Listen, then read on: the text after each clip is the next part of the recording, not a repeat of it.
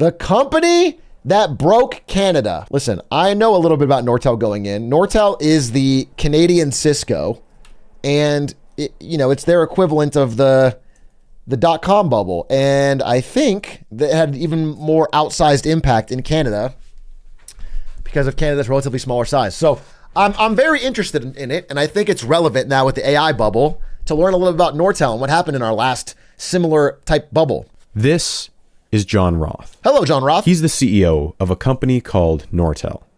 He's about to be smug, deservingly so. Let's move on to Lucent, the big competitor south of the border. What do they do better than you? Not much. Pretty good at marketing, but if you look at the results, we grew 43% in the carrier space in the U.S. last year, well, in this last quarter. I think that's double their numbers. Smug.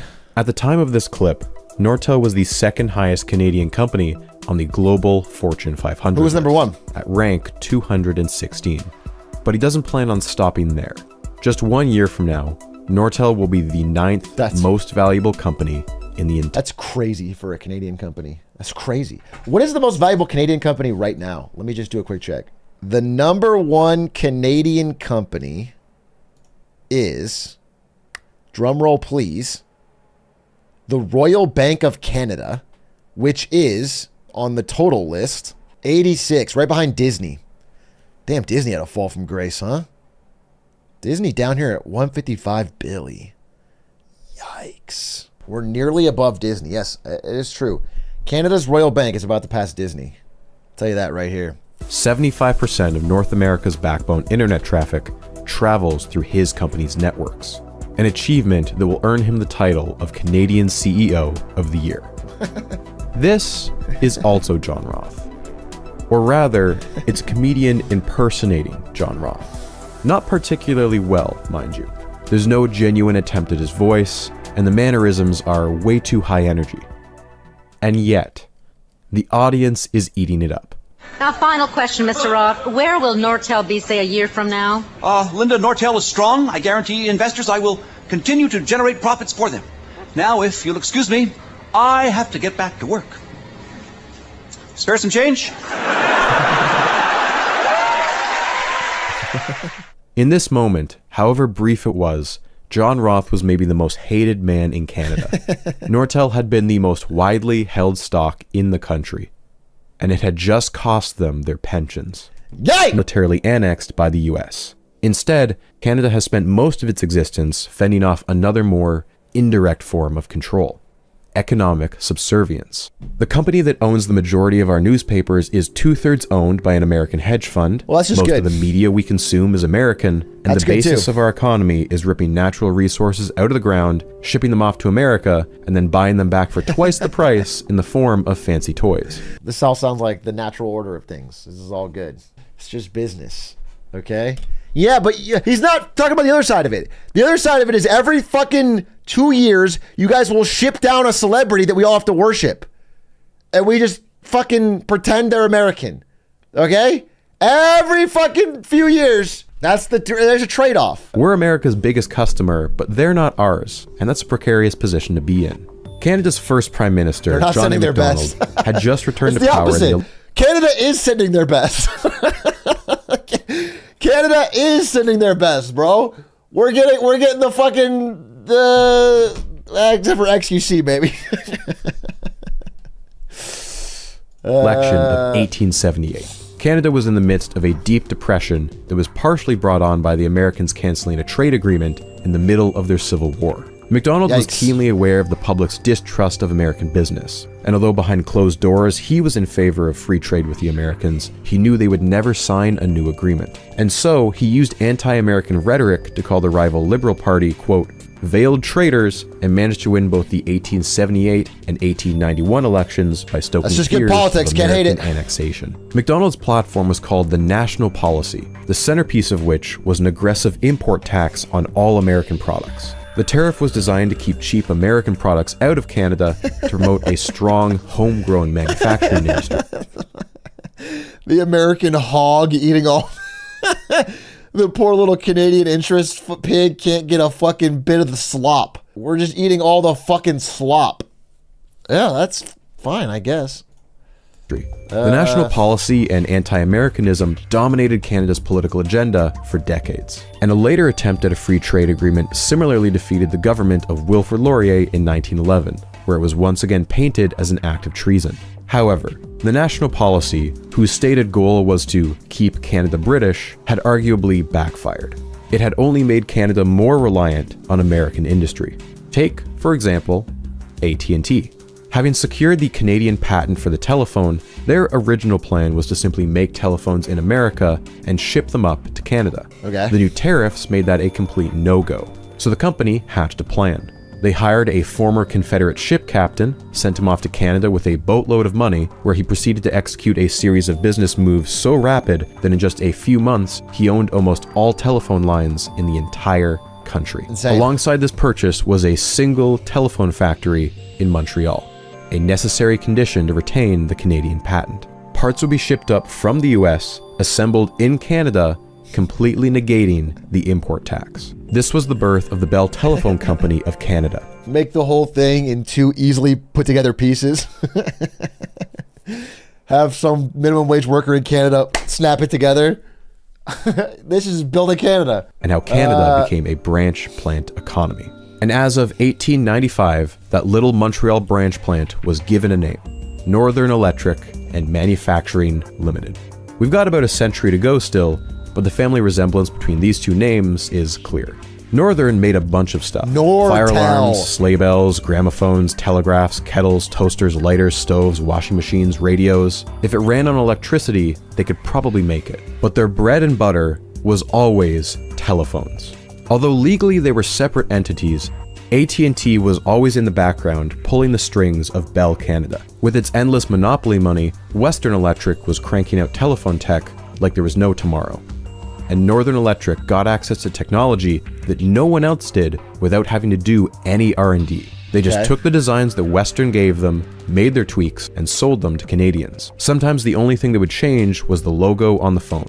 Always the branch plant, never the brains. This symbiotic relationship was just a microcosm of the larger Canadian economy. Even in the 1910s, when AT&T is forced to sell off its foreign holdings due to antitrust reasons, it's allowed to keep its stake in... Just to expand on that, it's one of the biggest fucking antitrust lawsuits ever, and they busted up AT&T into like 14 companies. They literally split it into 14 separate companies. Can you imagine doing that now? Can you imagine? It's so unfathomable in modern times to think of antitrust enforcing anything like that. It did, over the next fucking 4 decades, all recombine. Like 3 of them would merge, then 2 would merge, and then they would all get allowed a little bit, and they all basically fucking recombined. But obviously it was a massive blow, and literally is credited with like a ton of innovation happening in the period when they were broken up. Is it in the video? I'm sorry. If it's in the video, I thought he was just saying, I thought he briefly covered it, so I wanted to give... Canada, because the two countries were so interlinked. Canada had spent its first 50 years relying on its Commonwealth parent of Great Britain, but by the 1920s, Canada was now trading more with the US. As productivity began to rise as America modernized its factories, Canada's were quick to follow. Then, out of nowhere, the markets crashed, ushering in the Great Depression across North America. The 1930s saw 80% of Northern's employees laid off. And then it's World War II, yanking the country and the company out of its depression. Northern becomes a dedicated supplier of military equipment for the government. Canada, like the US, emerges from the war in a relatively prosperous position compared to Europe. Northern now had a backlog of nearly 100,000 telephone orders it had to fulfill. Dragged there by the US, Canada had achieved the second highest adoption rate of phones per 100 people in the entire world, going from just 28,000 phones in 1895 to almost 1 million in 1942. And then suddenly, a phone for the elephant rolled over. For years, AT&T had been accused of running a vertical monopoly by owning its manufacturer, Western Electric. Desperate to keep its prized possession, AT&T settles out of court and makes a trade on 2 conditions. The first is to stay out of the computer business. Considering that Bell Labs had just invented the transistor, they were really going to regret this one in about 10 years. The second is more relevant to our story. AT&T now had to offer the same licensing deal for its patents to anyone who asked. But because AT&T owned Bell Canada and was sharing its patents with them for free, that meant that any other US company would be entitled to that same deal. So rather than give away its patents for free, AT&T said, you know what? Canada is on its own. The CEO of Northern at the time described it like this: "We are the child of wealthy parents. This is the boot that kicked us out the door. A Canadian subsidiary of a US company lives a very comfortable life. This is the tragedy of Canada. We've made a virtue of imitation." But he also said this: "I'm confident history will say this is the best thing that ever happened to us." Okay. Would you believe me that in a little more than half a century, the mouse would be trying to eat the elephant? Not crazy. North, east, south, west, everywhere you go. Northern Electric is the name to know. From coast to coast in Canada. Canada loves fucking jingles, huh? They always have. This one's kind of a heater, though. In the 1950s, the Canadian government contracted the company AV Rowe to build a stealth interceptor jet called the Avro Arrow. It was widely considered to be one of, if not the best in its class in the world. Costing around 2.2 billion Canadian dollars in today's money, the Arrow had been the single most expensive R&D project in Canadian history, and it put Canada on the map in the global aerospace industry. Good shit, Canada. But there was no one to sell it to. The American and the British militaries wanted to produce their own jets. And in fact, America turned around and said, hey, why don't you buy our jets instead? In the most controversial move of his career, Prime Minister John Diefenbaker fell in so funny. Yeah, it's like, you're Canada. What are you going to do with the jet? And then who's going to buy? Yeah, it's so funny. line with American defense policy. He canceled the project, ordered all prototypes destroyed, and left 14,000 Canadians unemployed. Although you can argue over the merits of the Avro Arrow itself, the real failure here was that the government refused to support a transition for the facility it had already spent millions on. A facility that could have been converted to civilian aircraft and given Canada its own equivalent to... That would have been a good idea. It would have been nice if we had a North American competitor to Boeing. Maybe it would cause them to be less fucking sure of themselves that they don't have to fucking do any due diligence on anything, and they can hire the worst fucking CEOs, and we all have to fly Boeing planes even though they fucking suck. to Boeing. It's ironic that Diefenbaker is remembered for capitulating to American influence. Just days before the election that made him Prime Minister, Diefenbaker had declared that if the Liberals were re-elected, quote, Canada will become a virtual 49th economic state in the American Union.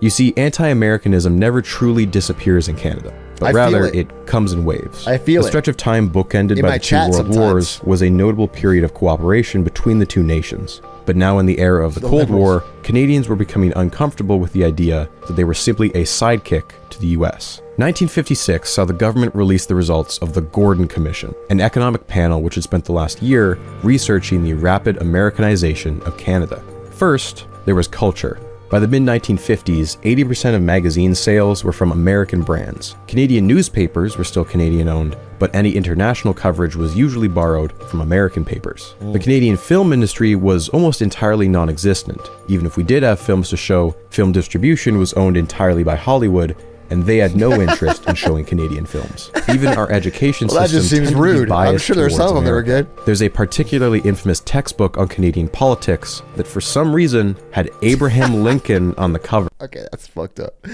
That's actually I'd be pissed too. I'd be pissed too. If I was a card-carrying Canadian, I'd be fucking pissed, dude. You put fucking Lincoln on our history textbook? Give me a fucking vat of maple syrup or Wayne Gretzky on the cover. Don't fucking put Lincoln on there. The real heart of the issue, though, was economic.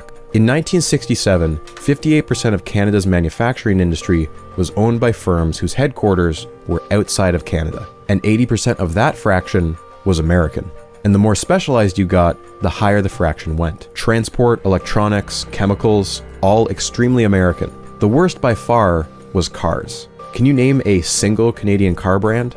You can't, because there are none left. Their proximity Natural to Detroit, resources, which had formed the bedrock of Canada's economy. That doesn't even make sense. And it would be stupid for Canada to try and build a domestic auto industry, being right next to, at the time, one of the world leaders. It would have been inefficient. There would be something else to work on. That wouldn't make sense.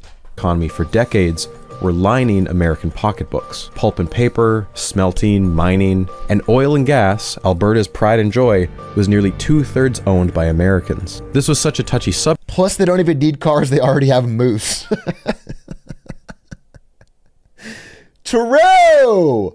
For real. Why would they fucking... It doesn't even make sense. Subject that there was once a debate in Parliament over whether to allow an American company to build an interprovincial oil pipeline. The debate got so heated, 3 MPs were hospitalized and 1 died of a heart attack. Canada was a branch plant economy, and that was scaring people all across the political spectrum. On the left wing, you had labor organizers who feared that the US would simply set up branch plants in Canada, extract natural resources, and then ship them back down south, where Americans would get to reap the benefits from any newly created manufacturing jobs. On the right wing, the complaints tended to focus on... I would love to see what the percentages are now, because I don't feel like this is still the same setup.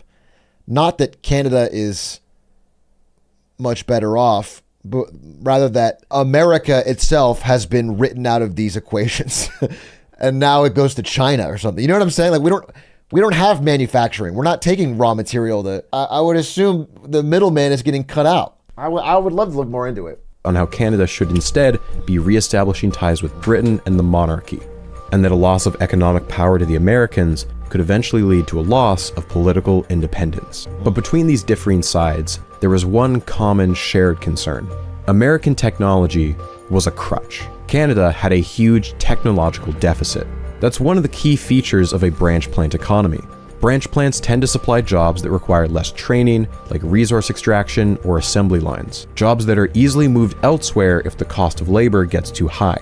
Jobs like finance, marketing, and critically R&D are best kept centralized in the home country. Marketing! In 1959, if you looked at dollars per capita spent on R&D in the private sector, the US was spending almost 4 times as much as Canada. Here's an even more shocking stat. A government commission in the mid-60s looked at every patent registered in Canada. 95% of them were held by someone outside the country, and 2/3 of that number was in the US. That meant the Canadian industry had to spend millions each year licensing out patents from Americans or costly imports of high-tech equipment. Case in point, Northern Electric. In 1956, the year that AT&T had to divest itself, Northern only made 1% of its revenue from its own design. I mean, this setup is exactly why, and, you know, I'm critical of it because it is impossible to compete with fairly, but it's also, this is why China just doesn't give a shit about American patents. That you try, like, American companies try to file patents there, and then it just is used to steal the thing. Like, they just don't care. They just don't care because they don't want to end up in this situation. It's the right strategy, but it's odd because obviously something about it feels wrong when some company develops something and then tries to sell it in China and then it just gets yoinked. Designs. All the rest were American. For over 60 years, Northern operated mostly on autopilot, assembling American parts using American blueprints. The company atmosphere was described as sleepy and complacent. The CEO at the time joked that you could only get fired for, quote, screwing the boss's daughter, and then only if it was on company premises. Bell Canada was so unsure of Northern that there were multiple times where they considered only 2 options: sell it or shut it down. But there was a third option: break the branch plant cycle. Make a Canadian company self-sufficient. And as we've just seen, the political climate at home had never been more supportive. Canada. It's not that Northern lacked smart employees. They just hadn't been in charge of the decision-making until now. In fact, Northern's engineers were likely some of the most capable in the entire country. Because of their prior connections to AT&T and Bell Labs, the engineers at Northern Electric were some of the first outside America to be able to reverse engineer and learn about the transistor. By the end of the 1960s, they were the single largest microchip supplier. That's a macro chip, boy. They helped build the world's largest microwave comm system, the Trans-Canada Skyway, and they managed to develop an antenna designed to track satellites. But the 60s were still a slow period for Northern. When they began the decade, only 1% of their products were Canadian designs. By 1969, they had only managed to increase that number to 6%. The switchover was going too slowly. The only way to get ahead would be to give Canada its own Bell Labs. BNR, Bell Northern Research. Founded in Ottawa in 1971, It mimicked Bell Labs in every way it could. There was a bounty of $500 for every patent you filed. The atmosphere was like that of a university campus, and there was even a signature color, purple, that the employees rallied behind. Even its first president, Donald Chisholm, had been poached from the real Bell Labs. Look, I'm going to be candid for a second here. BNR is the reason I live in the city that I do. My grandfather was one of the founding engineers hired to work there, and he moved my dad's family from Montreal all the way to Ottawa. BNR is not a name most of you would have heard of, and it sadly doesn't have any Nobel Prizes. But so much of the modern communications landscape, the technology that powers the video you're watching right now, was invented in Ottawa. BNR was about to gamble everything to leapfrog Bell Labs. Canada. Telephone switches are the most basic building block of a telephone network.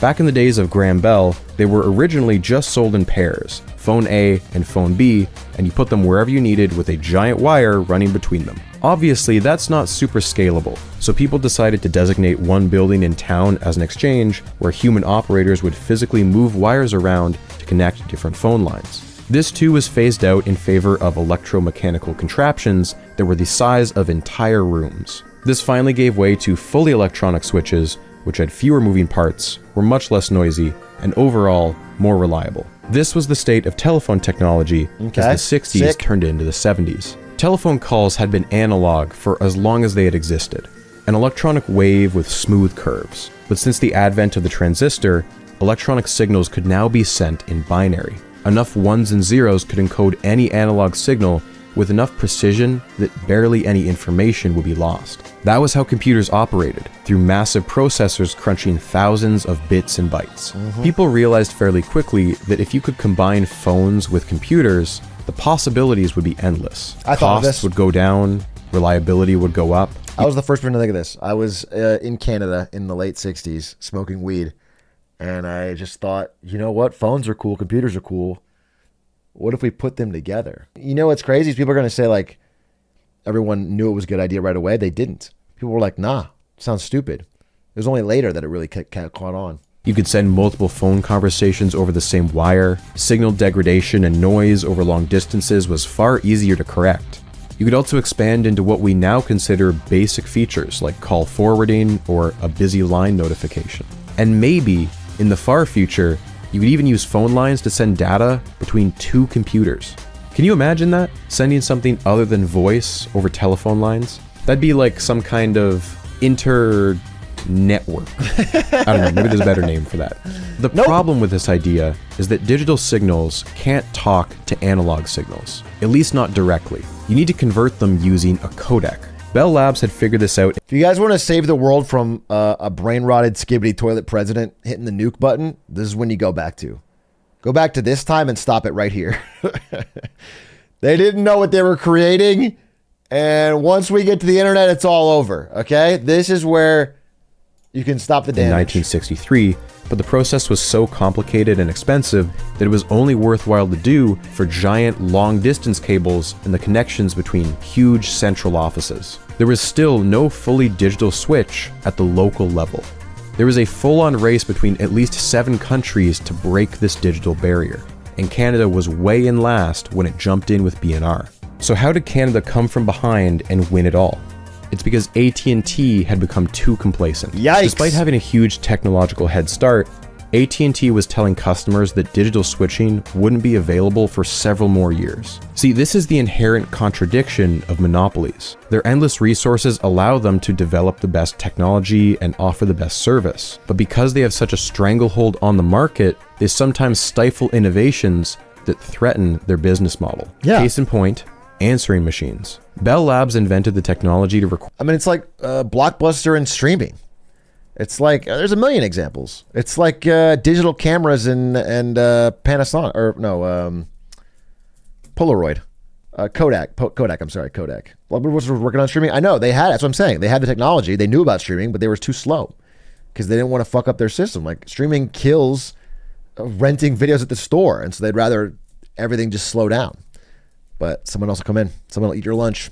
Record phone calls sometime in the 1940s, but AT&T suffocated it, worried that people would stop using phones for business if they knew they could be recorded. Answering machines wouldn't catch on until the 1970s. It was the same with cell phones. Bell Labs first demonstrated a wireless phone in the 1970s, but again, AT&T refused to develop it. Why would they create a competing type of phone that didn't use the billions of dollars worth of infrastructure that they had taken decades to establish? Cell phones wouldn't catch on until the 1990s. It was the same thing with digital switching. AT&T would be required to update its entire technical ecosystem at a huge cost, not to mention they'd be making their older switches completely redundant. This was an attitude echoed by some executives within Bell Canada. They were certain that a digital switch would kill sales of their just-released SP1 model. But as future CEO John Roth would later say, if you're going to be cannibalized, it's best to be cannibalized by yourself. Based in and 1976, Northern unveiled... I heard, this is paraphrased, but Jensen said this about GeForce Now. If you guys don't know, like NVIDIA has a GeForce Now streaming service where you can play a high-end, high-graphics game on a shitty laptop where they stream it from the cloud. And like, when you think about it, if that ever gets good enough and low latency enough and popular enough, it kills the need to ever buy a high-end GPU. But it's more like someone is going to do it. It might as well, we better be trying to be the one. It's a smart way to think about it, you know? Hashtag ad. I'm just telling you. It's smart for NVIDIA to work on that, because to ignore it, put your head in the ears and pretend it doesn't exist is bad. Build their newest switch, the SL1, at a trade show they called Digital World, which they hosted at none other than Disney World. The timing was everything. By committing when everyone else was too hesitant, they had caught the rest of the industry by surprise. Because it was the only one of its kind for nearly 2 years, the SL1 became the best-selling Switch in the world. After that, the size of the Switches just kept increasing. The SL1 became the SL10, then the DMS10, then the DMS100. Northern could handle up to 100,000 phone calls through just a single switch. No way. Last time we checked in, Northern made just 6% of their own designs. By 1975, that was 50%. Sheesh. And by 1977, they were up to 70%. Okay, Canada. This was an unrecognizable company from just 2 decades ago. In fact, this newfound success was worthy of a name change. Northern Electric was far too generic. Everything was electric these days. How about Northern Telecom? It was also a perfect time to go public.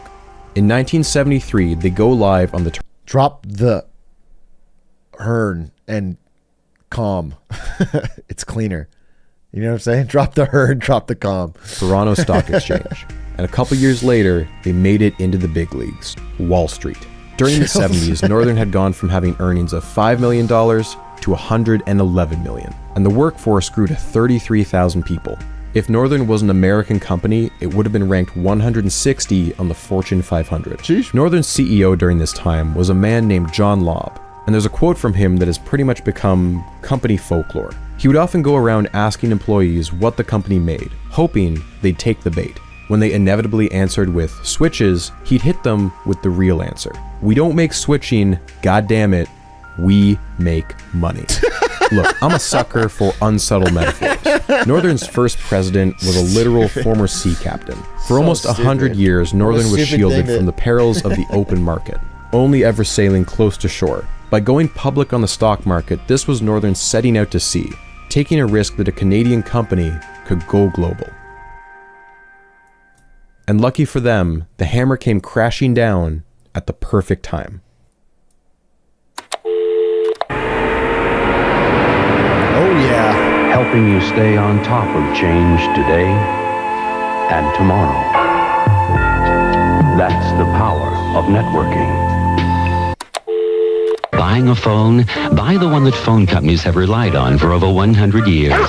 Northern Telecom, a voice you'll recognize from a name you know. Terrible. Cool it, Rex. The breakup of AT&T is the picture-perfect definition of hubris. AT&T was the biggest corporation in the world.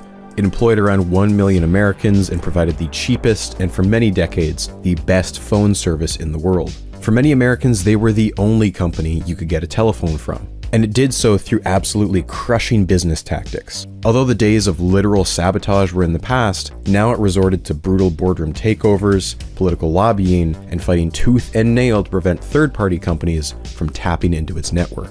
It had done all of this with the tacit approval of the US government, which granted it the right to exist as a regulated monopoly, one that had an immense role in the US defense industry. The maternalistic image of Ma Bell, however, had been slowly deteriorating for decades. For some people, AT&T was a brute, a bully whose arrogance had gone unchecked for far too long. Service quality had slipped in recent years, and yet phone bills continued to go up. Yikes! AT&T finally overstepped when it tried to crush a new rival, and later attempted to ram a bill through Congress, a bill that once and for all would crown it the one telephone company to rule them all. This pissed off just the right people in the Justice Department, which initiated an excruciatingly slow and complex legal battle that played out over a decade and 4 different presidents. Although it initially looked like AT&T would walk away with just another slap on the wrist, to the horror of the executives, they gradually realized that their behemoth wasn't nearly as invincible as they thought it was. The breakup agreement in January of 1982 is perhaps the single most impactful and controversial event in the history of American industry.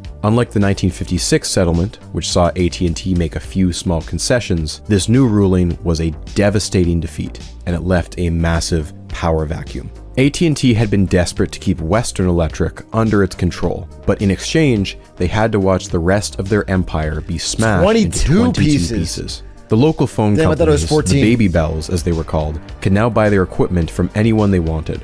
And of those 22 Baby Bells, Northern snatched up 21. Former Vice Chairman David Weiss said this: "When the divestiture took place, we found that our customers embraced us in a bloody bear hug. They'd been with AT&T and Western Electric all those years and had been taken for granted. In just a couple years, Northern rockets up to become the #2 telecom company in North America, right behind Western Electric. It's much bigger, but now extremely depressed cousin. Previously, Northern had negotiated an unspoken deal with AT&T that they would stay out of their turf. They would only sell to the independents who despised AT&T. But now, the big bad mob boss had been whacked." The impact of this ruling is obvious on Northern's stock price. You can see in 82, when it becomes clear that AT&T is going to have to give in, that Northern begins to slowly tick up. By the time the breakup becomes official in 84, Northern's stock price is 3 times what it was. It had broken the curse of the branch plant. As of 82, Northern was officially making more money in the US market than in Canada. This was always bound to happen. The market in America is 10 times as big. The real question was how much of it they could capture. The expansion was rapid. Northern began setting up plants in California, Texas, Georgia, North Carolina. Soon there were 13,000 Americans working for Northern. When it came to grand marketing Canadians are taking our jobs. Was too expensive. Northern chartered a cruise ship, the SS Rotterdam, filled with members of the Fortune 500 community, and wined and dined them for days. When an elaborate trade show in Europe was almost shut down due to concerns over poor ventilation, Northern paid to have an expensive hole cut in the roof. With the financial backing of Bell Canada behind them, Northern was unstoppable. Which raises an interesting point. Why did AT&T get broken up, but Bell Canada was allowed to live on? Bell Canada, although it tried very hard, never quite maintained a true monopoly like AT&T had managed to down south. Although at the peak of its power in the early 1900s, it had steadily lost ground ever since. In terms of sheer land mass, the US and Canada aren't that far off, but the vast majority of Canada is extremely remote. Maintaining a presence in the less populated regions proved so costly that service was often unreliable, angering the locals. In the Maritimes, Bell itself had been pushed out by some local rivals. In the prairies, the residents were so fed up with the poor service that the provincial governments bought Bell out and turned them into provincial utilities. Easily the second coolest things the prairies have done for us after giving us universal healthcare. And BC was so far away that Bell never even bothered to try and get a foothold on the west coast. If Bell Canada had a monopoly, it was restricted to the Windsor-Quebec City corridor, the home of over half the population. Bell Canada had achieved the ideal size, the Goldilocks zone, big enough to dominate the market, but small enough that the politicians left it alone. The few attempts at cracking down on Bell's monopoly fizzled out as Canada's regulatory agencies were undermined and overruled by the government. And if I had to hazard a guess, I think Pierre Trudeau and his cabinet were happy to sit back and watch the American telephone company implode so Canada could pick up the scraps. The Canadian-American divide of the 50s continued to surge into the 60s and 70s. JFK hated Diefenbaker for his flip-flopping over the Cuban Missile Crisis. LBJ hated Pearson's guts for not backing them in Vietnam. And then you had Nixon and Trudeau. Two men who could not have been more different in both personality and politics. Whether it was because of Trudeau's open diplomacy. Hey, babe. Brought the tacos. Tacos! Yes, yes, yes, yes, yes. You probably want a napkin, right? I'm very, very hungry for these tacos. With China and Cuba, or Nixon abruptly announcing a 10% tariff with no warning, the Canadian-US relationship truly hit a low point in the 70s. It was in this climate that Trudeau's minority government, with a push from the left-wing NDP, created FIRA. The Foreign Investment Review Agency was, on paper at least, a way to block foreign takeovers and screen foreign investment that didn't bring, quote, a significant benefit to Canadians. What the hell, Canada? Was never very popular. The right wing called it overreaching, the left wing called it toothless, and the left wing of the left wing were over in the corner chanting the words nationalization over and over. The left wing of the left wing in Canada is called the waffle wing. Do they waffle a lot, or do they like waffles? Trudeau himself had not been much of an economic nationalist. He'd been pushed into creating FIRA by a minority parliament, and by the 80s the Liberals were desperately trying to woo back the private sector. Pierre Trudeau had served one of the longest tenures of a PM in the country's history, and his later years had been dominated by issues of national unity and an economic downturn. The East-West divide that had always existed continued to widen. Trudeau's nationalization of the oil industry had made him a pariah in the oil-rich West. Trudeau, a longtime opponent of Quebec's growing separatist movement, had become increasingly unpopular in the province after he pushed through a new constitution without their approval. And the practice known as the 60s scoop had continued well into the 1980s, where Indigenous children were forcibly taken from their parents and placed up for adoption with white families. Others were placed in residential schools, where any and all semblance of Indigenous language, culture, and heritage were forcibly stamped out. This was not a united country. For a multitude of reasons, there were and still are millions of people living within Canada's borders who do not identify as Canadian, who do not identify with this flag. If there had been a strong nationalist movement in the 70s, it had fractured into pieces by the 80s. Bell and Northern were among the leading voices in Canadian capital that were demanding a changing of the guard. High tech, they said, was the industry that would yank Canada out of its recession. They wanted the government that would lower their taxes and reduce trade barriers for expanding into the newly vulnerable US market. We're vulnerable. They would get their wish in Brian Mulroney. Mulroney and his Tories delivered one of the most lopsided electoral wins in Canadian history. He was cut from the same ideological cloth as Ronald Reagan and Margaret Thatcher. Deregulation, privatization. Wait, they're also called Tories in Canada? They have the same party names? Is it Labour and the Tories, or do they get rid of it? Liberals and Conservatives? Oh, they got rid of it. They changed it. Okay. And the free market. 23 of Canada's 61 crown corporations were privatized. They got their own Ronald Reagan? FIRA, which was already a rubber stamp machine at this point, was dismantled even further and renamed Investment Canada. Its oversight over new investment was completely eliminated, and its ability to block foreign takeovers was scaled back so much, the act has only been invoked a handful of times since. Mulroney declared that Canada was open for business. He didn't see American money as a threat. He openly welcomed it. As public polling around free trade began to shift, he believed that by adopting it as his party's key policy plank, it would carry them through the next election. Critically, though, he would never have considered it if not for his extremully close relationship with Ronald Reagan. Reagan's advisors feared phone calls from Canada because, quote, he could get the president to do anything he wanted. Mulroney was the only foreigner to speak at Reagan's funeral. That's crazy. Without this close relationship, free trade between the two countries may never have been adopted. We've only seen small glimpses of it, but the US has a long history of its own economic protectionism. Several times in the past century and a half, American tariffs have sent the Canadian economy spiraling. When it pulled out of a trade deal in 1850, the Smoot-Hawley tariffs during the Great Depression, the Nixon shock of the 70s, and most recently, Ronald Reagan had been promoting a Made in America policy that threatened to block companies like Northern from America altogether. Canadians weren't necessarily afraid of free trade. What they were afraid of was getting the short end of the stick in negotiations with a country that many perceived as a bully. This was the message of Liberal leader John Turner. He considered himself a proponent of free trade, but not a bilateral agreement directly with the US. It's one thing to negotiate in the context of dozens of countries coming together. It's another to try and negotiate one-on-one with a country 10 times your size. Thanks to TV ads like this one, free trade became the defining issue of the 1988 federal election. Since we're talking about this free trade agreement, there's one line I'd like to change. Which line is that? Well, this one here. It's just getting in the way. Just how much are we giving away in the Mulrooney Free Trade Deal? It also culminated in one of the most explosive moments ever to That's funny. That's a pretty good ad. Makes me pissed off at America, and I'm American. That's good. I'll watch it again. There's one line I'd like to change. Which line is that? Well, this one here. It's just getting in the way. Just how much are we giving away in the Mulrooney Free Trade Deal?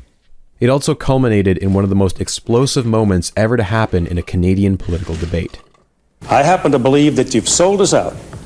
I happen to believe that once you... Mr. Turner, just 1 second. Once any you nation, do not have a monopoly on patriotism. And I resent the fact that your implication that only you are a Canadian. I want to tell you that I come from a Canadian family and I love Canada. And that's why I did it.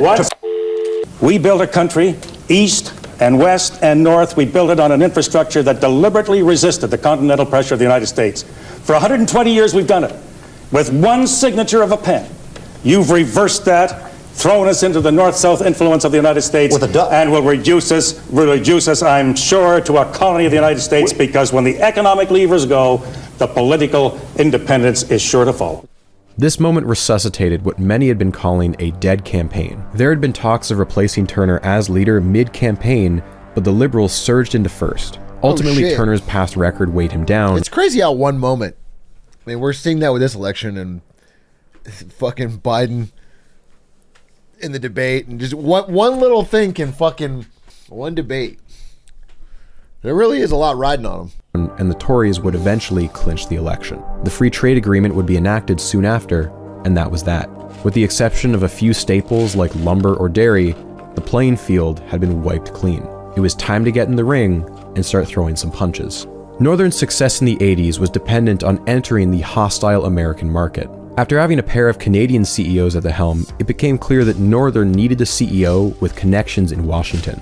That's how they landed on Edmund Fitzgerald, a former US Marine, part owner of the Milwaukee Brewers baseball team, and the descendant of a wealthy Wisconsin shipping family. Fitzgerald was perfect for the job. As a Republican with extensive lobbying experience, he rallied hard in Washington against new bills that threatened Northern's southward expansion. Although still Canadian, Northern spoke with a fluent American accent when it needed to. The sales numbers spoke for themselves, but the symbolic victories also helped. The telephone switches in the White House, which had previously belonged to AT&T, were now made by Northern. Although America was the main target of Northern's expansion, the 80s was the decade that Northern went global. They expanded into Europe, the Caribbean, the entire Pacific Rim. They truly made history in Japan, becoming the first ever non-Japanese company to install a telephone switch there. And in 1987, Northern had an almost perfect marketing moment fall right into their lap. An earthquake hits just outside of Tokyo. All the switches in the building break as their mechanical parts are torn off. The only exception was Northern's DMS-10, which was fully digital. The trend of American CEOs continued as Edmund Fitzgerald sought out a successor. He chose Paul. Do you think Canada caused the earthquake in Japan to get the good marketing moment? I just wouldn't put it past them, you know. Stern, a former IBM exec who he had met while serving on Reagan's telecom committee. One former VP described Paul Stern as, quote, arguably the most bloated ego of anyone I've ever met. He insisted on being referred to as Dr. Stern, which is one of those things that he can technically do, but is also one of the most annoying things anyone can do. He also assumed the 3 top jobs of president, CEO, and chairman of the board at the same time and embarked on a company-wide PR tour on the corporate jet, reminiscent of a political campaign. All the while, he began hacking and slashing budgets, shutting down factories, and firing VPs who looked at him the wrong way. The 90s were a new decade. Northern Telecom had pretty much just been shortened to Nortel by this point. By 1991, they had pulled even with AT&T in the US switching market, with a 40% share. The new Russian president, Boris Yeltsin, even found time to visit the BNR labs on a visit to Ottawa in 1992, where he jokingly tried to pocket a microchip. BNR, meanwhile, had spent the last few decades working on a new way to send phone calls. The pipes that humans have used to send phone... Jokingly is very funny. I'm joking. It's a joke.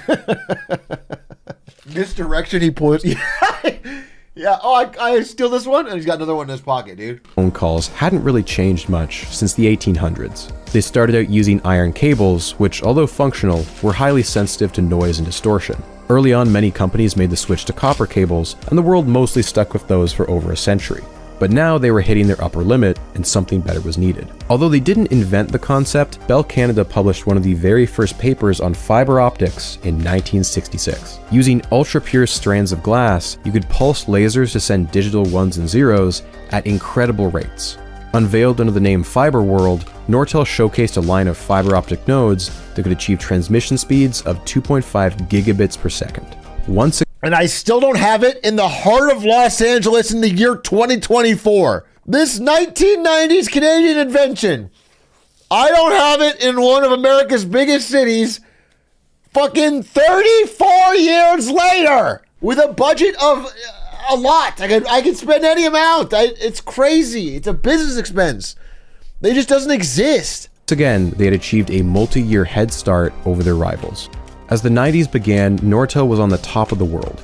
Here's a former employee explaining how they did it. The company built great phone systems, and when I say they built them, they really did. They developed their own CPUs, wrote their own operating systems, manufactured all the boards and sheet metal and whatnot. These customers moved slowly. Products were installed and then expected to run for a decade or more, with nothing but backwards compatible upgrades provided during that time. You charged an arm and a leg for what you delivered, and it was very profitable. When you've been at sea for this long, riding the waves of the market, the previous highs and lows begin to feel insignificant. What was once the pinnacle of success is now just a small crest, the halfway point to a bigger and better wave. Nortel had built a 13,000-ton tanker optimized to serve telephone companies, and the sheer momentum of that looked like it would carry them for the next decade. But that momentum would turn out to be a critical flaw. The age of the telephone company was coming to an abrupt end. Uh-oh. Our lives are busy. And now, from Northern Telecom, a solution. 1993 saw a big shakeup in leadership for both Nortel and Canada. Paul Stern's abrasive personality and budget bloodlust was tolerated up until 93 when Nortel's biggest customer, Atlanta Bell, dropped Nortel following a string of reliability concerns. Paul Stern's cuts had reached the R&D centers, and product lines weren't being updated as much as before. Customers were noticing, and they began to lose ground to AT&T again. Previously heralded as a genius, Paul Stern's tactics were now seen as short-sighted, and he was painted as a tyrant. Bell Canada intervened by blocking the appointment of Stern's close friend as president, instead slotting in one of their own, Jean Monty. Furious at being undermined, Paul Stern resigned in protest. The Paul Stern years are not remembered fondly at Nortel, and if he had any lasting legacy, it was beginning the tradition of lucrative golden parachutes. When he resigned in disgrace, he left the company with $5.4 million in compensation. Jean Monty quickly promoted to... That's nothing. Some of these golden parachutes now are like... Dude, the most famous one that I know is Michael Ovitz was the greatest agent in Hollywood. He represented all the big superstars. Jack Nicholson, whatever. Tom Cruise, everyone. Okay? Bobby Kotick is a great one too, but Michael Ovitz. Michael Ovitz, at the peak of his power, like the most powerful agent in Hollywood as every star, Disney tries to poach him. They say, you know what? Why don't you stop working for the actors, start working for the studios? Come over to Disney, you can be the president. He gets to Disney. He's the biggest douchebag Disney has ever dealt with. All he does is name drop. He has no ideas. He walks around like a douchebag. He's like, oh, I just got the phone with Tom Cruise. Tom Cruise, maybe you know him. He's just awful. And like nobody at Disney likes him, and they're all like serious people that have worked there for a while. Disney at the time is like very dominant. They eventually just go and say, hey, I won't work for this guy. So I think 8 to 10 months into his time as president, supposed to be president and CEO eventually, but they were doing a trial run. There's like a mutiny, and they basically say him or us. And so the CEO fires him. But his parachute is like, I think it's $100 million, which for the time, I mean, for any time is amazing, but for the time is like absurd. So they pay him like $100 million for 8 months of work to do nothing. And he has never really worked again. He tried to start he couldn't go back to his old company because they didn't want him there either. It was $130 million. I'm sorry, $130 million. $130 million severance package. He tried to go back to being an agent, but it turns out everyone hated him. and they wouldn't let him back in. And he had signed away all of it as part of the deal because you can't represent talent and the studios. So he had signed away all of his rights and all of his stock and everything. He had no... So he was very furious. And then he ended up blaming the Jewish conspiracy for running him out of Hollywood and ended up just fucking sitting around with all his money. A crazy story. Crazy story. CEO had his work cut out for him. 1993 was the middle of a deep recession in Canada, and Nortel's stock... I believe he is Jewish. He did not blame the Jewish conspiracy. He blamed the gay conspiracy. I forgot. No.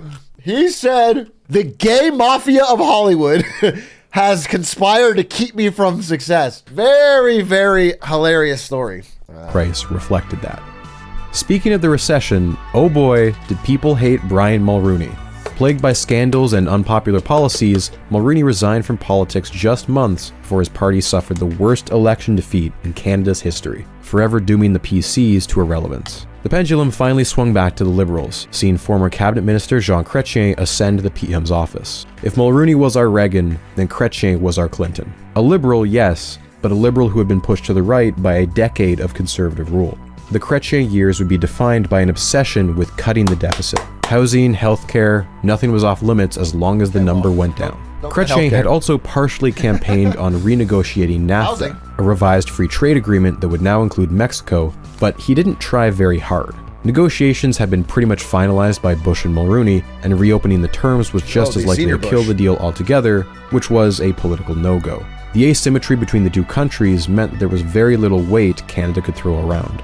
Even then, on a personal level, Chrétien was not sympathetic to the Canadian nationalists. As finance minister, Chrétien had once been in charge of FIRA, but he had always felt that American money in Canada was a necessary pill to swallow. Years earlier, he had said that there were, quote, a lot of places in Canada where people don't give a damn who owns what.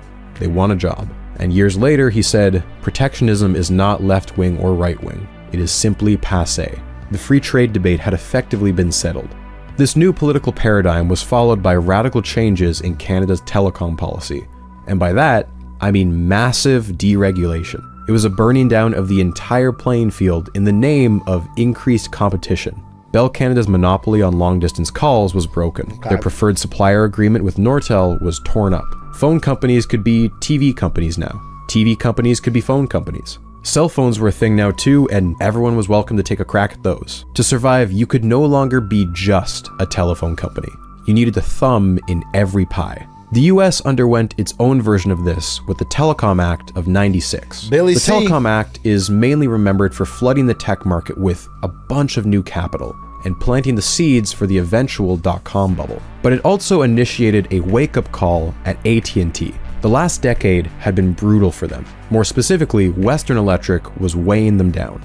All the new Baby Bells and independent telephone companies refused to buy from them because their money would still just be going to their biggest rival. And so AT&T said, fine, we get the message, we'll just spin it off.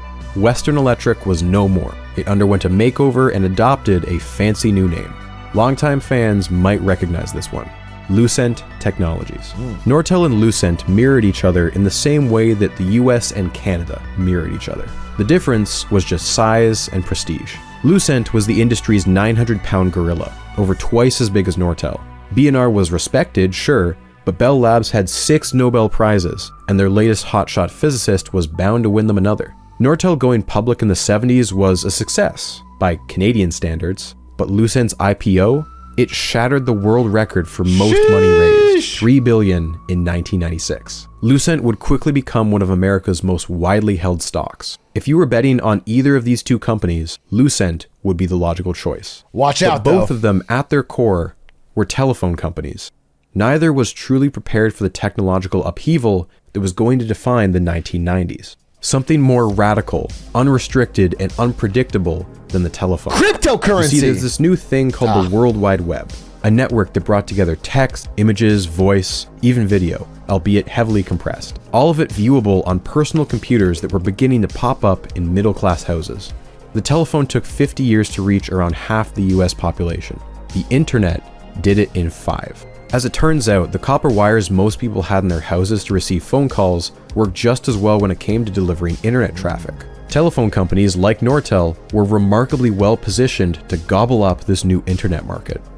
or at least they would be if they weren't stuck in their old habits. If Lucent represented the old guard, the establishment, then Cisco represented the next generation. A relatively new company, it was an internet startup fresh out of Silicon Valley. It had blazed a trail in the 80s as the brainchild of 4 Stanford professors and quickly ate up a huge share of the telecom market. Whereas Lucent had decades of AT&T's legacy behind it and a massive scale, Cisco was small, maneuverable, and adaptive. Its CEO was a cool guy. He raced speedboats.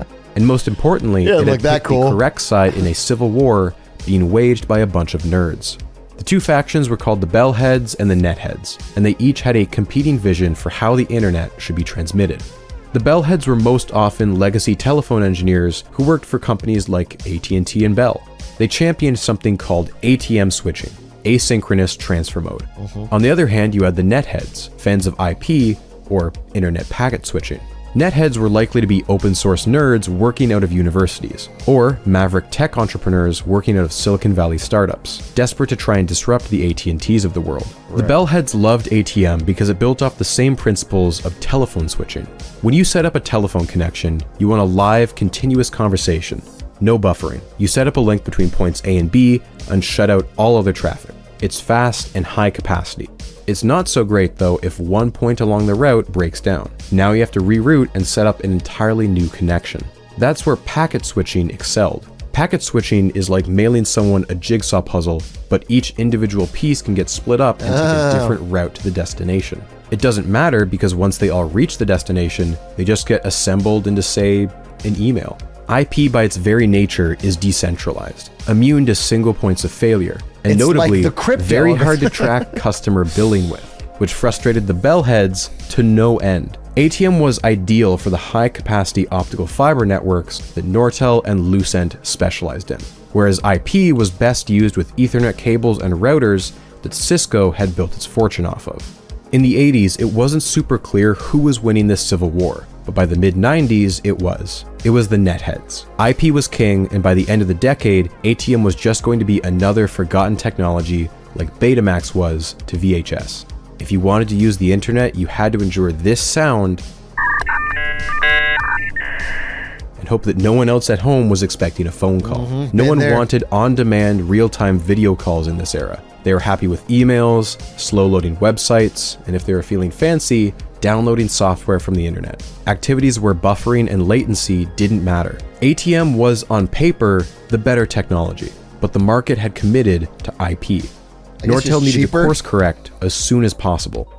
This is when we meet John Roth. He's what you'd call a company man. A Canadian, he grew up in Lethbridge, Alberta, and joined Nortel in 1969. I'm just wondering, because if the ATM guys had won, we'd all have fiber optic, right?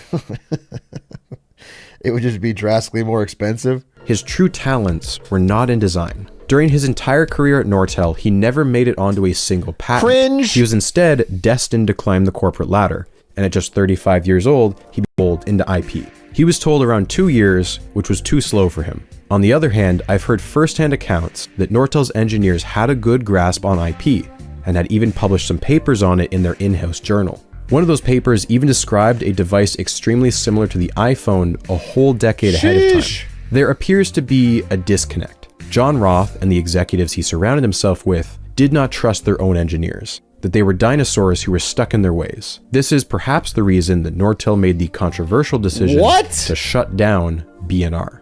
In 1996, B&R and its 17,000 employees was dissolved and absorbed into the rest of Nortel. The Bell Labs of Canada no longer existed. The name B&R, beloved by those who worked there, was erased unceremoniously. In the span of just one weekend, the corporate logo cops paid a visit to Ottawa and had removed every trace that the name B&R ever existed. For some longtime R&D folks, it felt like, quote, a dagger to the heart. Why B&R was dissolved is a bit of a mystery. It's possible it wasn't profitable on its own, viewed as a multi-billion-dollar sinkhole that couldn't exist in this new era that saw Bell downgraded from its long-distance monopoly. By some, B&R's culture was viewed as arrogant. They saw themselves as better than the rest, even down to their insistence that they use Macs instead of PCs. They needed to be reined in, brought into line with the same cost controls and accountability as the rest of the company. executives began to place less emphasis on Nortel as a hardware company and more so as a software company that specialized in networks. If John Roth needed R&D, he would have to find it elsewhere. Okay. And thus began the intense speculation of a merger. For months in 1998, there were rumors swirling in the business press that two of the big three may pair up.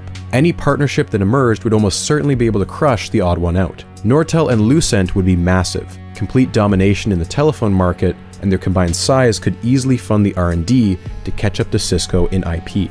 A combo of Lucent and Cisco, or Nortel and Cisco, would be the perfect marriage of legacy telephone tech with cutting-edge IP technology. How far along any of these talks got is unclear. Lucent and Nortel had a huge product line overlap.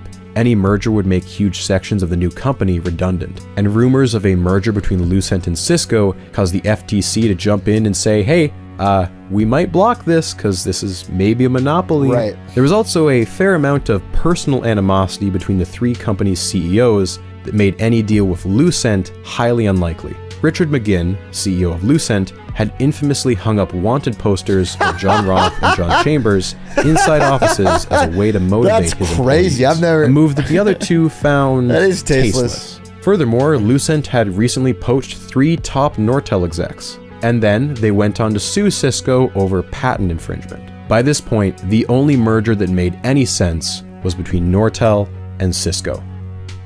And so in June 1998, John Roth makes an announcement that would forever change the trajectory of the entire industry. A decision that would set Nortel on the path to become the most valuable company in Canada. Okay. John Roth announces that he is buying the IP switching company Bay Networks for $9.1 billion. Sheesh. He's buying Cisco's biggest competitor. John Roth had set off a 3-way arms race. Do you know that sound? Of course you do. It's the high-speed wireless internet. It can reach all kinds of neat stuff. Oh, cool. Want to see live video of the accident? No, thanks. Internet's been around for 2 years and your daughter's already looking up fucking live leaks? That's fucked up. If you ask a dozen ex-Nortel employees what killed Nortel, I'm willing to bet a third of them would say Bay Networks. Not because it delivered the killing blow, but instead because it was the first of many increasingly bad decisions. It just took a while for everyone to realize the mistake. When Nortel acquired Bay Networks, it was anything but ordinary. It cost $9.1 billion, staggering for the time. Cisco had acquired around 5 companies in the years leading up to it, but each had a price tag that only ran into the millions.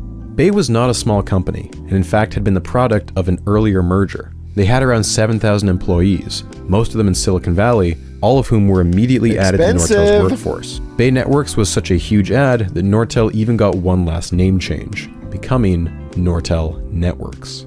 The company's CEO, Dave House, was immediately made Nortel's new president, right under John Roth. The two went on a worldwide press tour where they were seen by some as, quote, Batman and Robin. Yet despite all the fanfare, the purchase was greeted by the markets with a resounding thud. People honestly thought John Roth had blown it. Bay was way over the hill. Their product line had already matured too much, and they had way overpaid. During fall 1998, the stock price tanked, and many thought that John Roth would be out the door far sooner than expected. But then, Lucent blinked. See, Lucent had actually been one of Bay Networks' biggest customers. The Nortel purchase had completely locked them out of the IP space, and management began to panic.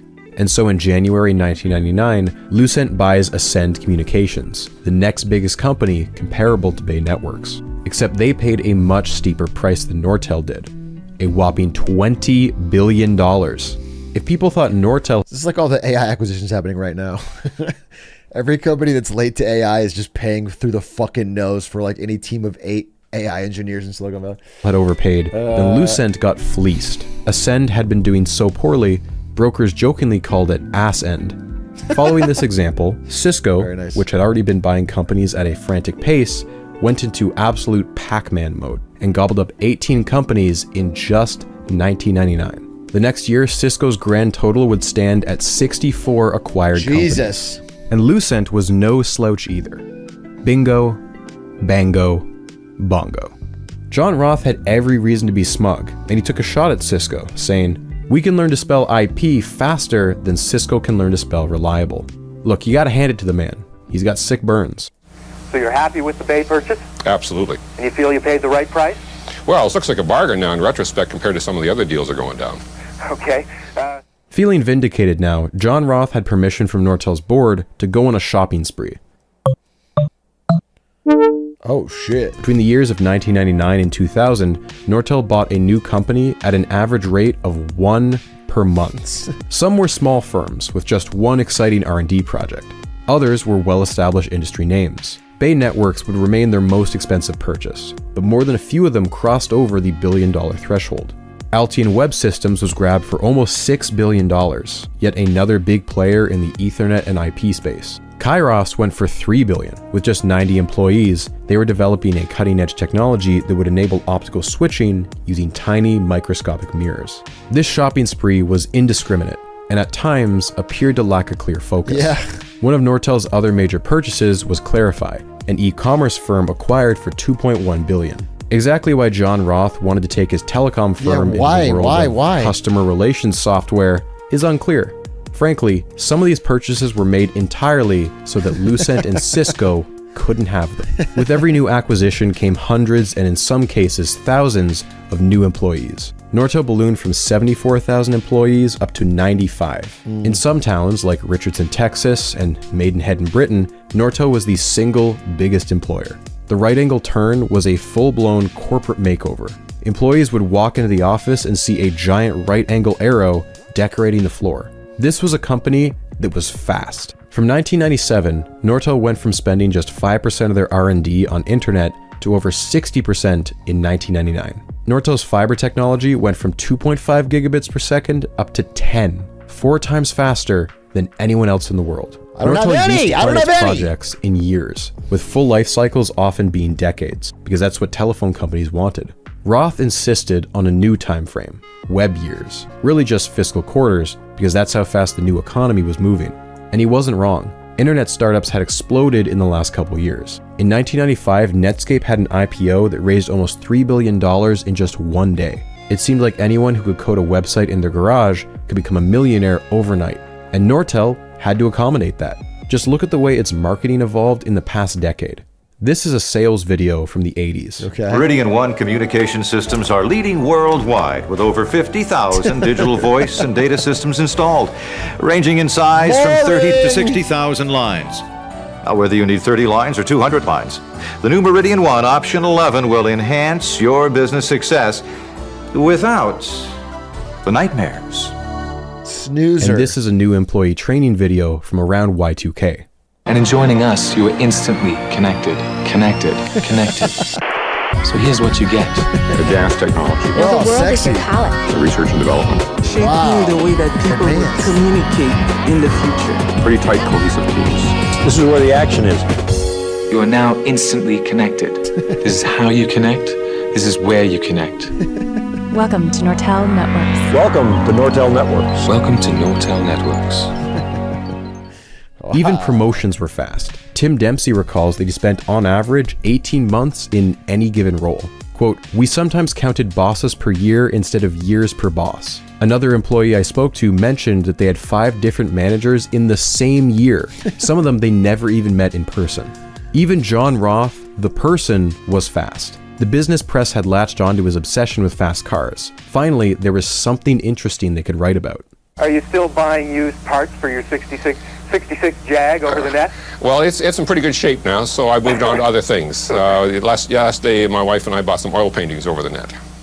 Meanwhile, in the background of all of this, the rest of Canadian high-tech had undergone what can only be described as a gold rush. Throughout the 70s, 80s, and 90s, engineers who first got their start at Nortel had been leaving to found startups. And then those startups led to startups, creating a multi-generational family tree that led back to Nortel. Mitel, Corel, Newbridge, Mosaides, Calian, Gandalf, Memtech, Epitech, Lumonix, Sotronics, Nabu, Orchitect, Norpac, Canadian Astronautics, JDS. By Y2K, in the Ottawa region, there were over one... JDS is so funny. This is the famous example. This is JDS Univase's stock chart. Just an all-timer, dude. Just an all-timer. Buy the dip. It's bouncing back. 1,000 companies employing 75,000 people, and 1 in 5 of them belong to Nortel. Ottawa's tech scene in the 1990s actually grew faster than the real Silicon Valley, earning it the nickname Silicon Valley North. City Council even tried to rebrand with a new slogan, which did not go over well. You ready for this? The City of Ottawa. Technically beautiful. I'd make a joke here, but a city councilor already beat me to it. If I called my daughter technically beautiful, she'd hit me. Nortel was proudly Canada's single largest spender of R&D. In 2000, it spent $5.9 billion, which, no exaggeration, is more than every other company combined. The Nortel recruitment process at universities was so robust, some likened it to hockey talent scouts. At one point, 1 in 5 engineering grads in Canada were being hired by Nortel. 1 in 5. If you had a master's or PhD, that rose to 1 in 3. Crazy. From everyone I've spoken to, every interview I've read, Nortel in the 90s was one of the best places to work in Canada. You were paid well, and if you wanted to take a training course, they'd pay to send you. The job wasn't just, here, do this task. It was more like, what can I do to make your job easier? A local car dealer told a newspaper that if Nortel didn't exist, half of his customers would disappear overnight. Dress code was lax, no time clock, an in-office gym, and they threw legendary parties every other week. One recruiter called it a corporate Disneyland. And this next... Well, that reminds me of like Silicon Valley in 2014. You know, working at Twitch, just fucking parties, beer at the office, free drinks, free meals 3 times a day. Just before Amazon came in and said, hey, that doesn't make any money. You know? It sounds like a fake fact, and I can't confirm this, but I want it to be true. Nortel may have hosted North America's largest recreational softball league, with 6 different skill tiers and thousands of players. Nortel had transformed the image of an entire capital city. It had helped to rebrand Canada as more than the place where you got lumber, dairy, and maple syrup. Nortel was a company that was defining what tomorrow looked like. Okay. And nowhere was this more crystallized than in their latest ad campaign. Nortel had splurged for the rights to use the Beatles song Come Together, an on-the-nose slogan. They spent on a Beatles song for the focus. fucking ad? Now, you might wonder, why does a company like Nortel even run ads in the first place? Most Nortel products aren't something the average consumer could walk into a Best Buy and pick up off the shelf. No, these ads weren't trying to sell you on the tech. They were selling you on the brand. The average person may not buy a Nortel switch, but they could certainly buy Nortel stock. Strap in. What a pump. You're about to witness a once-in-a-lifetime phenomenon I like to call the Toronto stock explosion. Nortel Networks is changing the way businesses communicate. Hi, I've got a package for Germany. And with the internet, that's going to explode. It's been a hot minute since I updated our little stock tracker back here, and that's because to truly appreciate what you're about to see unfold, you need to take a peek behind the curtain. In the year 2000, approximately 75% of North America's backbone internet traffic was carried through Nortel equipment. That's incredible. Nortel was bringing in revenues in the hundreds of millions. But that's not how the stock market works. The stock market, by its very nature, is speculative. People are paying prices based on what they think a company should be worth in the future. So although you can look at things like sales, assets, business deals, acquisitions, a lot of it comes down to guesswork. In 1993, Nortel was bringing in 25 times as many sales as Newbridge Networks, and yet Nortel was only worth 1.5 times what Newbridge was in market cap. Share price is not a reflection of some universal value. There's no formula you can punch a bunch of numbers into and get a single objective number. Sometimes the people trading a stock have no idea what they're talking about. Other times people know a little too much about a stock. And in some cases, the mechanics of the market are just plain being exploited. Due to its peculiar position in the Canadian economy, Nortel had hijacked the rules of the game and had found a way to print money. This is how they did it.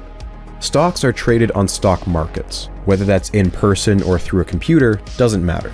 A company like Nortel trades on a lot of different markets. London, Tokyo, New York. They sell their shares wherever they're allowed. Same product, different stores. Some markets are more competitive than others. Your company needs to be a big deal to get listed on Wall Street, for example. And even then, you're probably going to be a small fish in a big pond. Nortel did well on Wall Street. In 2000, Wall Street listed its top 20 foreign stocks, and only 4 were Canadian. 3 of them were Barrick Gold, Alcan Aluminum, and Placer Dome. In other words, mining and resource extraction. Nortel was the only tech stock. But where Nortel truly shined was in its home arena, back on Bay Street, at the Toronto Stock Exchange. TSE. On the TSE, Nortel was the MVP. First things first is the currency issue. Although Canadians often invest in American companies, every time we make a trade, we're taking a small hit due to the currency conversion, which can add up over time. But on top of that, Canada actually has laws that puts a cap on the percentage of foreign securities you can have in certain investments. Interesting. Mutual funds, RRSPs, you're generally capped to somewhere. Oh my God. So everyone's retirement had to hold a few bubbly stocks?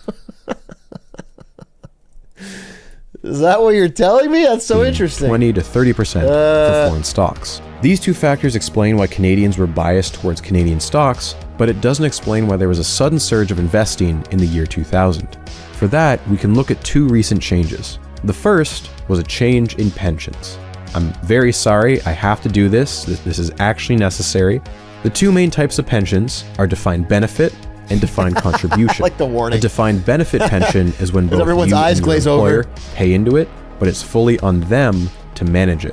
When you retire, they are obligated to pay you an agreed upon amount per month. This is the type of pension that most Canadians had at this point. But by the late 90s, there is a big push to transition over to the other type of pension. In a defined contribution pension, you and your employer both still put money into it, but now it's on you to manage it. You are responsible for your money. Low risk, high risk, whatever you want, but the amount you get at retirement is now entirely on you.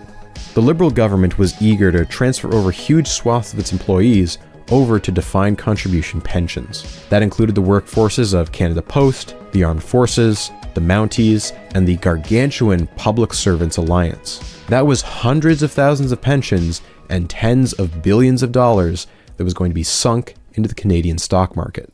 Even the Canadian Pension Plan, the old age social safety net for almost half the country, was about to invest its surplus of $2 billion right into the market. This was on top of the pension funds that were already heavily invested in the market, like $35 billion from Ontario's civil servants and $68 billion from Ontario's teachers. The second big increase in investment was due to the capital gains tax. A capital gain is any profit you make on an investment, which includes stocks. At the start of the year 2000, the capital gains rate was 75%, meaning 75% of any profit you made would be considered income and taxed according to your tax bracket.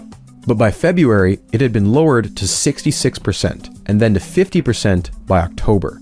Anytime the capital gains tax is lowered, it leads to a surge of new money flowing into the market.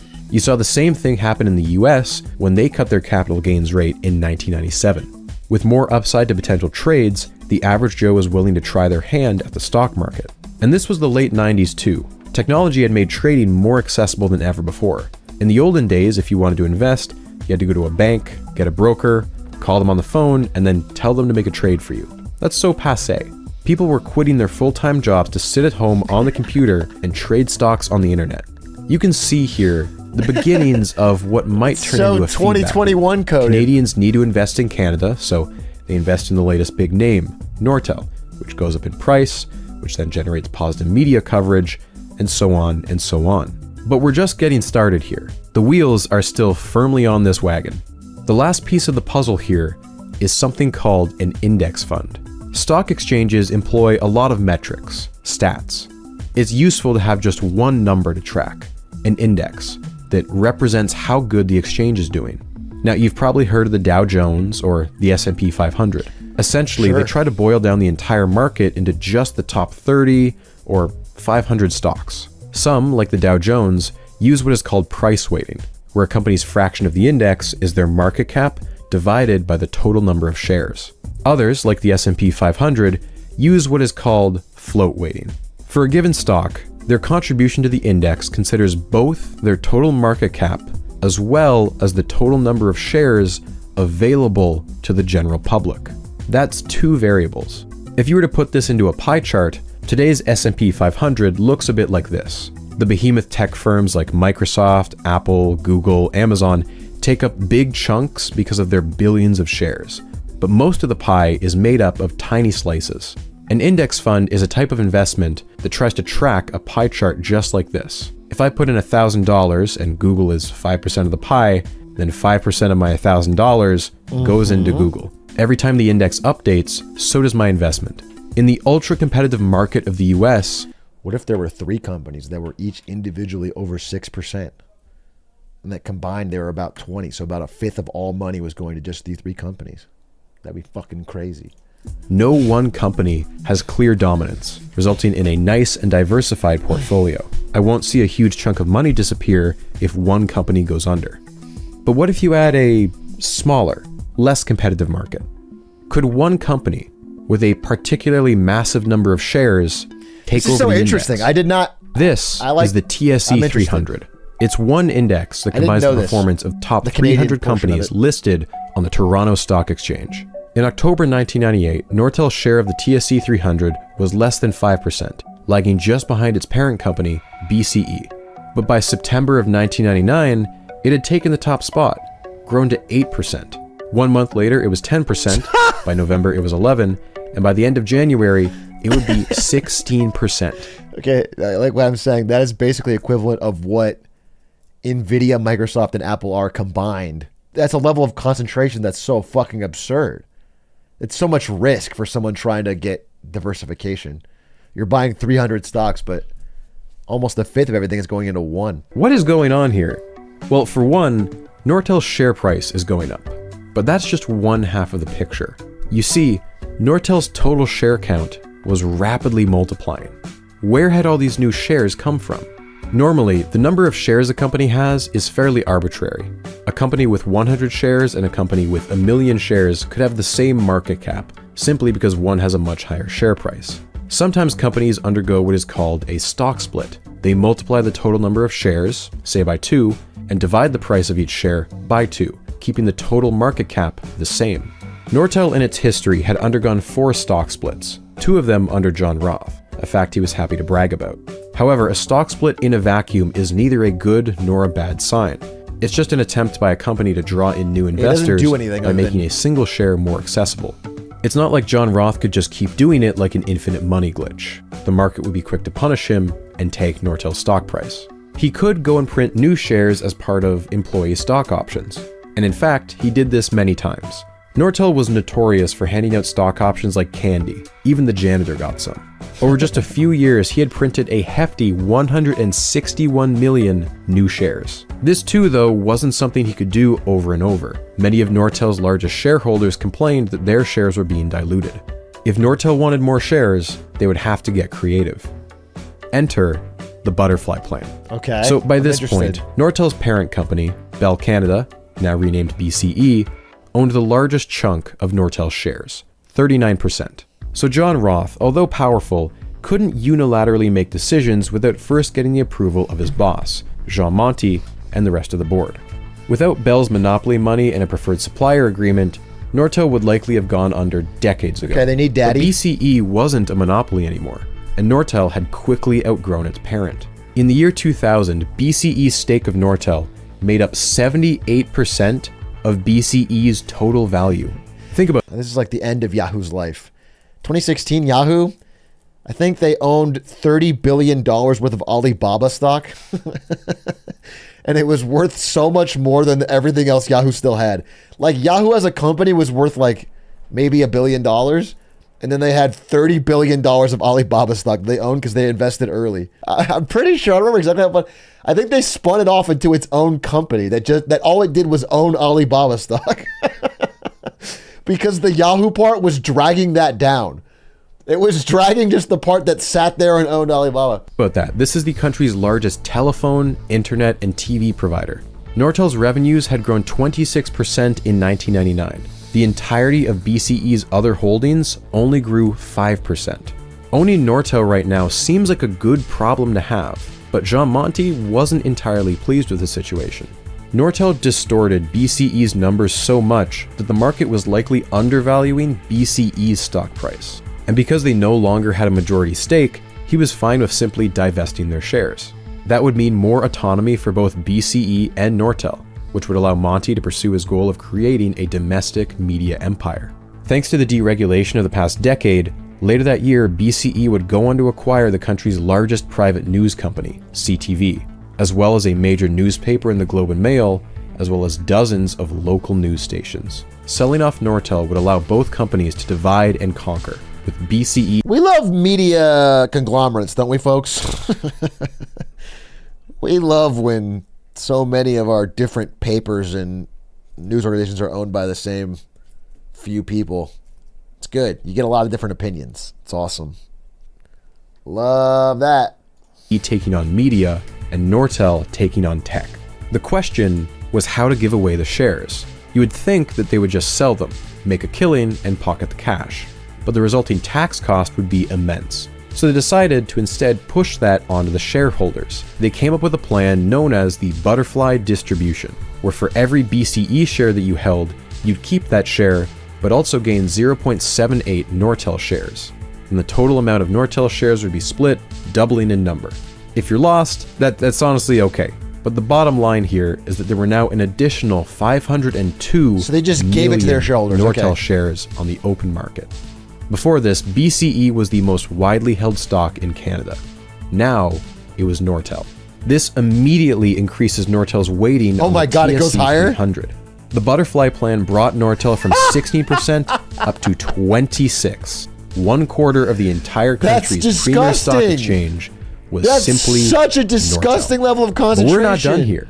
We've got room to keep going up. Oh my God. The butterfly plan was a one-time thing. If John Roth wanted a license to print shares, he needed a repeatable strategy. He found one in Bay Networks. I said earlier it cost Nortel $9.1 billion to acquire them, but I didn't mean $9.1 billion in cash. No, Nortel had paid for it with shares. John Roth had gone to the company treasury with the permission of the board and printed 134 million new shares, which were handed over to the executives and employees of the newly acquired company. Now, there was a little worry about share dilution, but so long as the share price continued to go up, John Roth was able to keep his investors happy.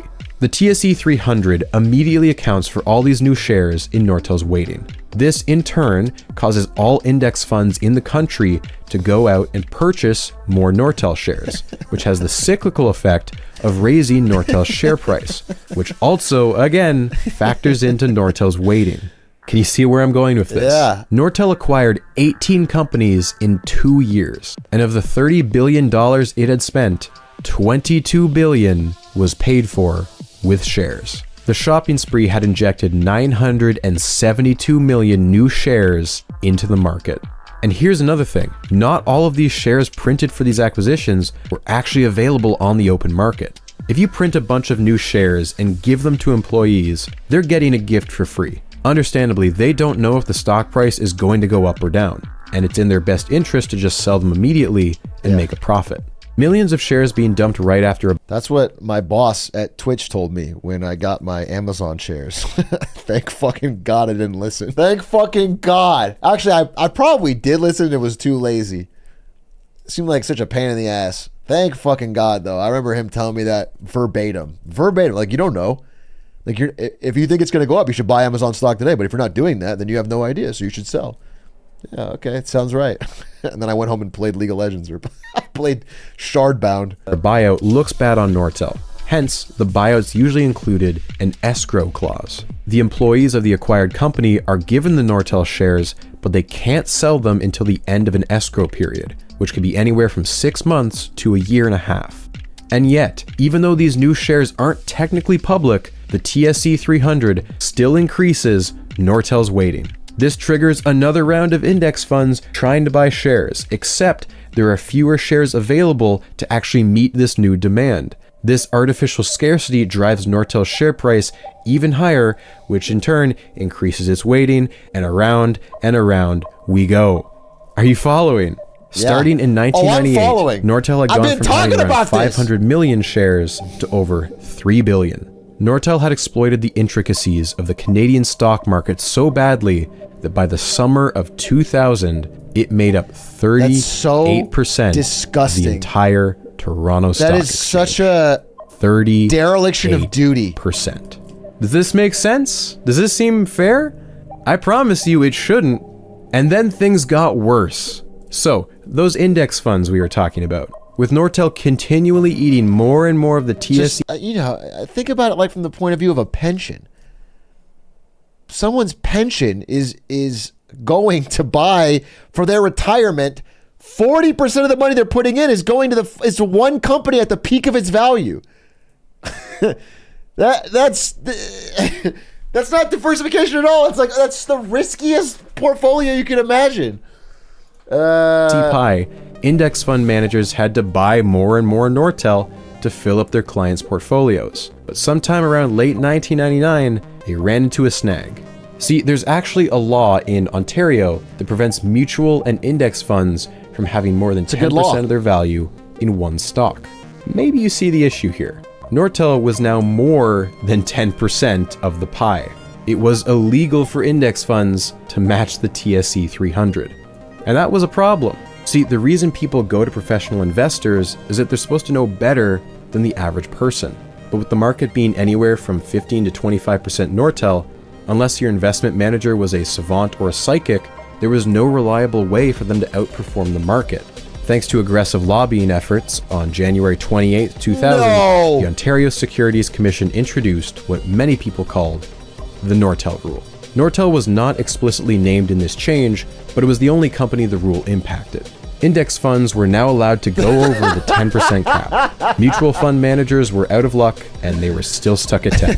The TSE 300 throughout most of the year 2000 was mockingly called the Nortel Index, because all it really told you was whether or not Nortel had a good day or not. At some point, you would think that someone in charge would step in and say, hey, this is kind of like passing a law where you don't have to wear a seatbelt if the car is a convertible and you have the roof down. Safety regulations are optional so long as you're trying to do something cool. That is a base law. But no. Remember the Canadian pension plan? There you go. 80% of it was an index fund tracking the TSE 300. That's where retirement funds, pensions, personal portfolios all over the country were packed to the gills with Nortel. Canadians were bombarded with Nortel everywhere they looked. It was on the news, it was in commercials. Maybe they knew about it because their uncle worked there, and his stock plan was paying for his new kitchen. Or maybe their buddy made $3K off of Nortel thanks to a good trade the other week. Now they've got FOMO. They want to get in on the bandwagon too. They want to make money, obviously, but, deep down there's probably a little part of them that's, patriotic. They're happy they're supporting the home team. That was a fantastic video. Part 1 was amazing.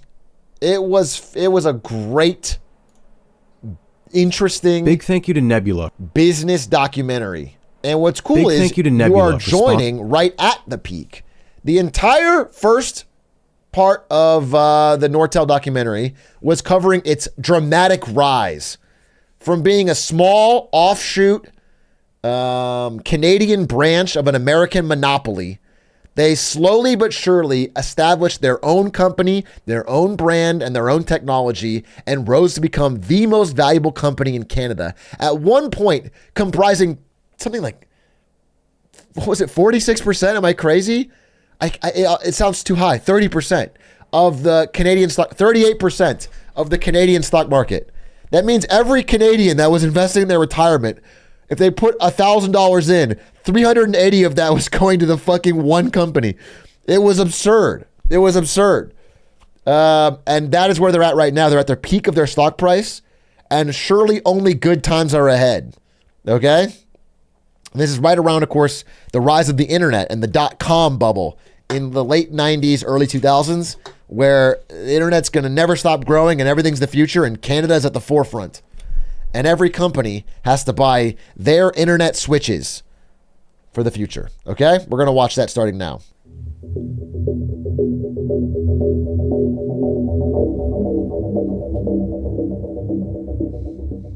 When the Edmund Fitzgerald launched in 1958, it was the largest ship to sail on the Great Lakes, just 1 foot below the maximum allowed length of 730. The ship was named for Edmund Fitzgerald Sr., president of Northwestern Mutual out of Wisconsin, and spent 17 years hauling iron ore, setting its record of around 28,000 tons. Because of its imposing size, recognizable colors, and the music it played over its speakers, the boat became a local legend on both sides of the US-Canada border, and earned it the nickname the Titanic of the Great Lakes. That's not a nickname you want. During its history, as a boat. Just in general, if you're a boat, you don't want to be called the Titanic of anything. The ship was not without its close calls or minor accidents, but each time it survived and continued on its journeys. And then came November 10th of 1975. After spending a little over a day sailing east on Lake Superior, the Fitzgerald and another ship, the Anderson, began to enter into rough waters. With wind speeds reaching almost 80 kilometers per hour, the captain of the Fitzgerald radioed the Anderson to say, "I have a bad list, I've lost both radars, and I'm taking heavy seas over the deck." Yikes. They lost radio contact at 7:10 p.m. Minutes later, the Fitzgerald entered into a squall, a highly localized black storm cloud, at which point it disappeared from the Anderson's radar, and the ship and its 29 crew members were never seen again.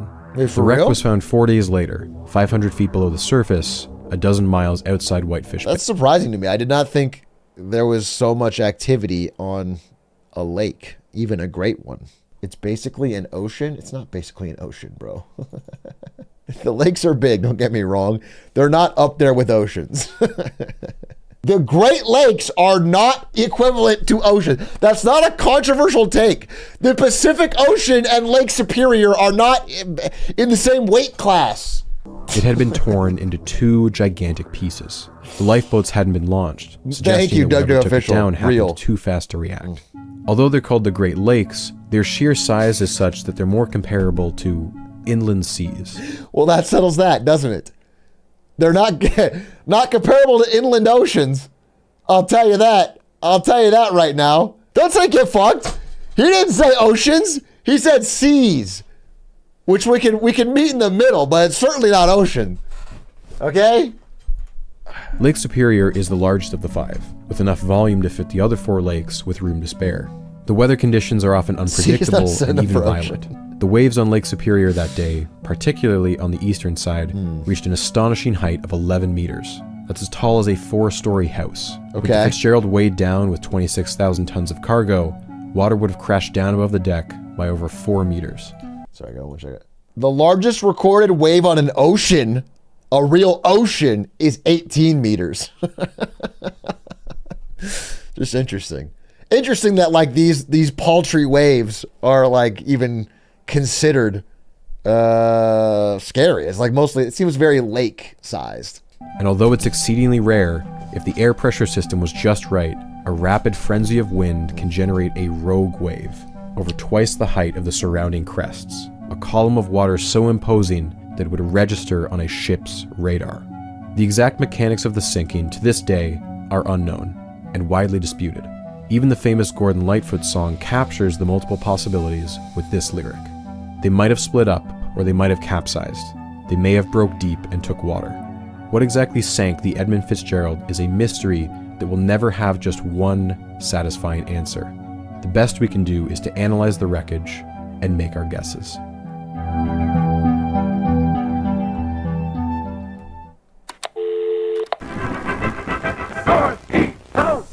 Everywhere, Northern Electric Perfume Fair. In April 1999, Nortel's general counsel, Clive Allen, dropped a bit of a bomb during a roadshow in Ohio. Now, Allen was set to retire in just over a month, and allegedly thought that his remarks would stay within his relatively small audience. He said that Nortel and other tech firms, quote, owe no allegiance to Canada, Yikes. and alluded that Nortel may be considering a move to the States, unless the feds slashed its tax rates. Just because we were born there doesn't mean we'll remain there. Canadians shouldn't feel they own us. The comments from Allen were not well received by Canadians. One 72-year-old shareholder said, This is how every fucking corporation thinks, though. You know, fucking Apple's headquartered in fucking Ireland. They're all fucking moving tax havens. his remarks were gratuitous and nasty, and that nowadays everybody just thinks of themselves. I feel what Allen said was very offensive. Nortel may not owe allegiance to Canada in a legal sense, but it certainly benefited from its close ties to Canada. It was collaborations with the National Research Council and grants and loans from the government that helped kickstart the microelectronics boom in Ottawa, and Nortel had enjoyed years of R&D tax credits. Yeah. One estimate in 1993 pegged the total tax credits at around $880 million, and it would be well over $1 billion by Y2K. NAFTA was supposed to have evened the playing field, give Canada a chance to expand into the US. But between 1985 and 2002, there had been roughly 10,000 foreign takeovers of Canadian companies, 6,400 of which were by US companies. 97% of the $140 billion Canadian that had flowed into the country had been spent on foreign takeovers. Was Canada open for business or was it up for sale? And now the one Canadian company that had broken that cycle was talking about abandoning them. No one wanted a repeat of the Quebec Nordiques moving to Colorado, only to go on to win the championship the very next year. The very idea that Nortel would move down south was I don't know shit about hockey, but I assume that's a fucking hockey team going to Colorado and then finally winning. That's very funny. Insulting, but not unprecedented. 50% of Nortel's sales were in the US compared to just 10% in Canada. The majority of its employees were now American. The recession years under Jean Monty had seen their fair share of Canadian plant closures and relocations. Bramalea, London, Amherst, Canada saw a quarter of its workforce cut, many of them unionized, in favor of the cheaper labor available in countries like Mexico and China. And since '97, Nortel had been spending less and less money on political donations in Canada, instead sending more money to Democrats and Republicans with each passing year. Well, that's good. Following the controversial comments, John Roth had to go into damage control mode, saying that Allen, quote, communicated very poorly and was not authorized to speak on behalf of the company. Instead, John Roth tried to reframe the issue.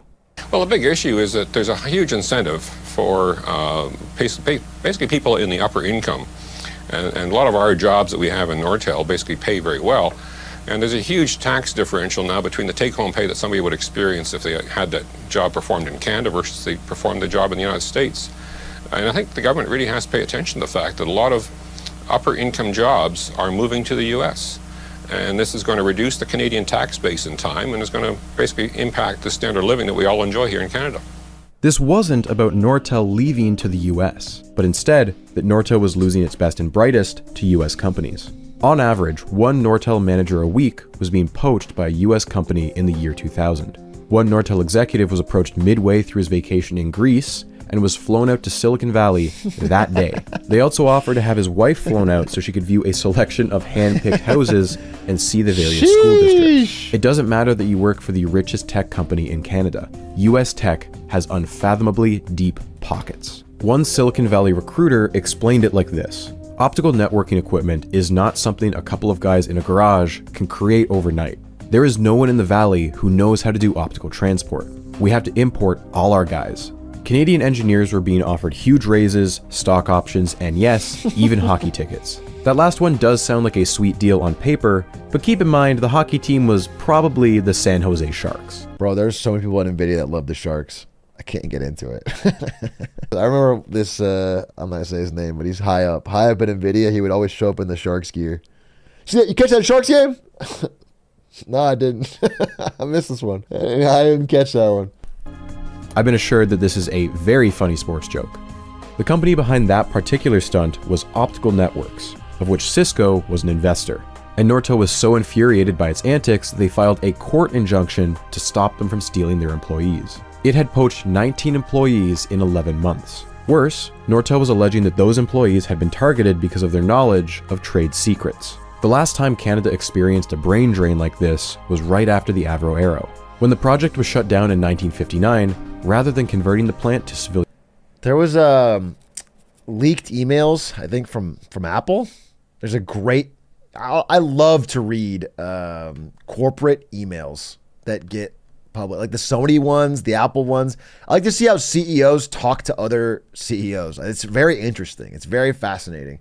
And there's a classic Steve Jobs email where he gets 2 Apple engineers poached by Adobe, and he emails the Adobe CEO. By the way, this is collusion and is illegal. And he basically threatens like, hey, if you're going to poach any of our guys, we're going to poach all of yours. I thought we had an agreement, hint, hint. He doesn't say it like that, but it basically says like, hey, if you try to, and you know, what that is a conspiracy between 2 employers to keep wages down. Because if they could both poach each other's people, then they would have better opportunities and make more money. Yeah, he says one of our policies is going to have to change. Let me know who. Bruce, Adobe is recruiting from Apple. They have hired 1 person already and are calling lots more. I have a standing policy with our recruiters that we don't recruit from Adobe. It seems you have a different policy. One of us must change our policy. Please let me know who. It's tough, but it is 100% illegal collusion. What makes illegal collusion?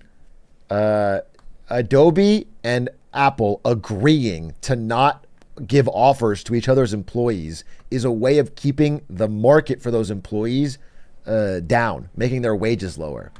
They should not be able to collude at all as competitors. They should 100% be out in an open market for employee talent that makes the wages rise up to whatever their demand is. The reason they do this, the reason Apple will be mad about this, is because it causes their salaries to go up. Is that really illegal if they have agreement not to do it? Yes, it is illegal. 100%. The employees could sue. It's against labor laws. You cannot have a monopoly. Actually, it's happened. This has happened. They've been sued. I think Microsoft, Apple, and another big tech company got sued for this, for colluding to keep wages down. In aircraft, 14,000 of Canada's best engineers were unceremoniously laid off. Guess who benefited from that? Those Canadians immigrated down south and went on to play a not-so-minor role in the founding of a little organization called NASA. John Roth was arguing that this saga was repeating. In his eyes, it was no wonder that highly educated Canadians founded NASA? Down south. They got higher salaries, better stock options, and their taxes were lower. Highly paid tech workers would be unlikely to require things like public housing, and job offers from Silicon Valley companies often came with cushy private health insurance. If Canada wanted to keep those PhDs north of the border, then they obviously had to cut taxes. That was his argument, at least, but the validity of it is hard to evaluate.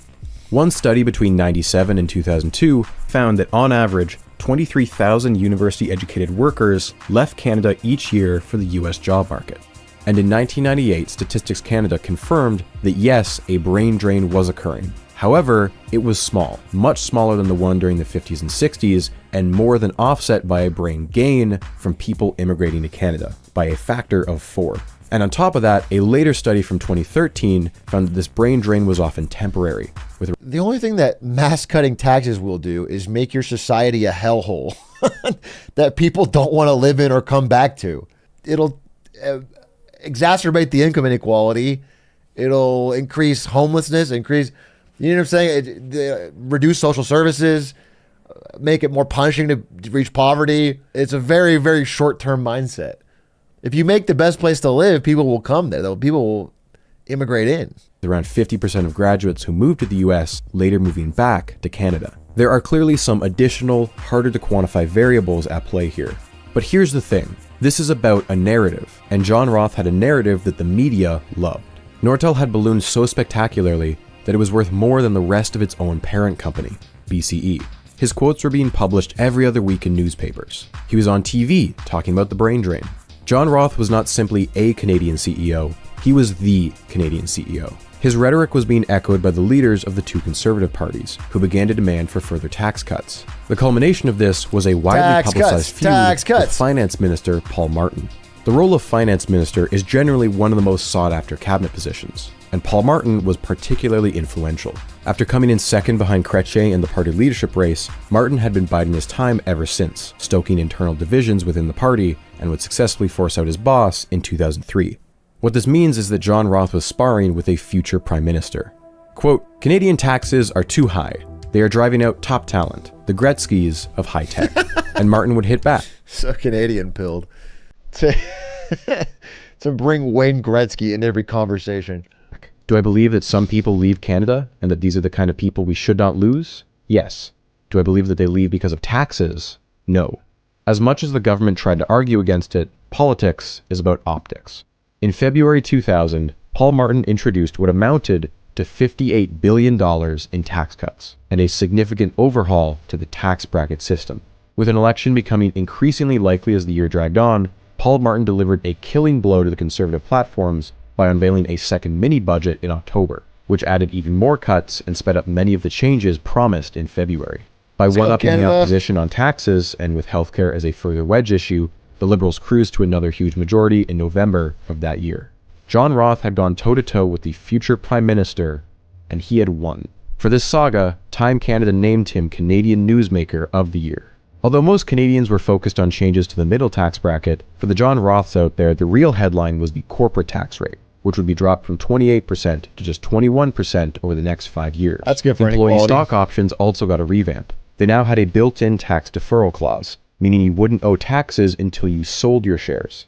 And of course, the capital gains tax, which as we saw last time contributed significantly to the Canadian stock craze. It started the year at 75%, but was down to 66% in February. This would have been the end of it, but then the Tory government on Ontario said, hey, we're going to lower ours to 50%.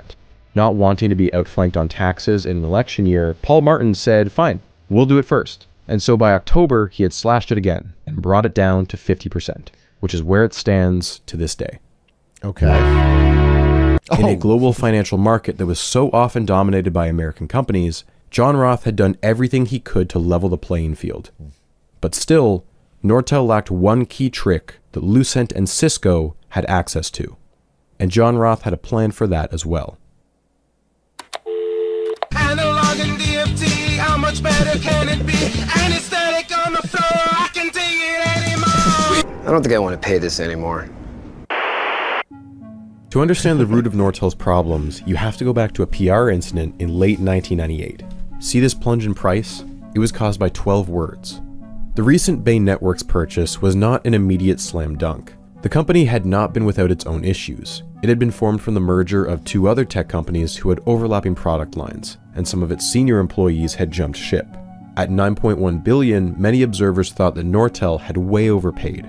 And by fall 1998, it wasn't clear if Bay was helping Nortel's cash flow. Nortel had just released some earnings numbers that didn't factor in the Bay purchase, even though the two companies had already merged. At their annual investor meeting in late September, Nortel's then CFO, Wes Scott, got up on stage to try and clear up the confusion. Referring to their projected annual growth of 14%, he said something to the effect of, in the high teens with Bay included, and low teens without Bay. Technically, this was not new information, and yet he hadn't even finished his sentence and a room of 500 people had entirely vacated. All the analysts had left to tell anyone who would listen to cash out of Nortel and to do it fast. In the days that followed, Nortel lost 20%, or $9 billion Canadian in Buy the value. dip! Since announcing the Bay purchase, they were down by 50%. One audience member remarked, it was only 12 words. That works out to $750 million per word. It was a hard lesson for Nortel. This stock price crater had undone basically all the gains that had been made under John Roth's tenure as CEO. I remember at NVIDIA when crypto first crashed. This is before AI was really talked about.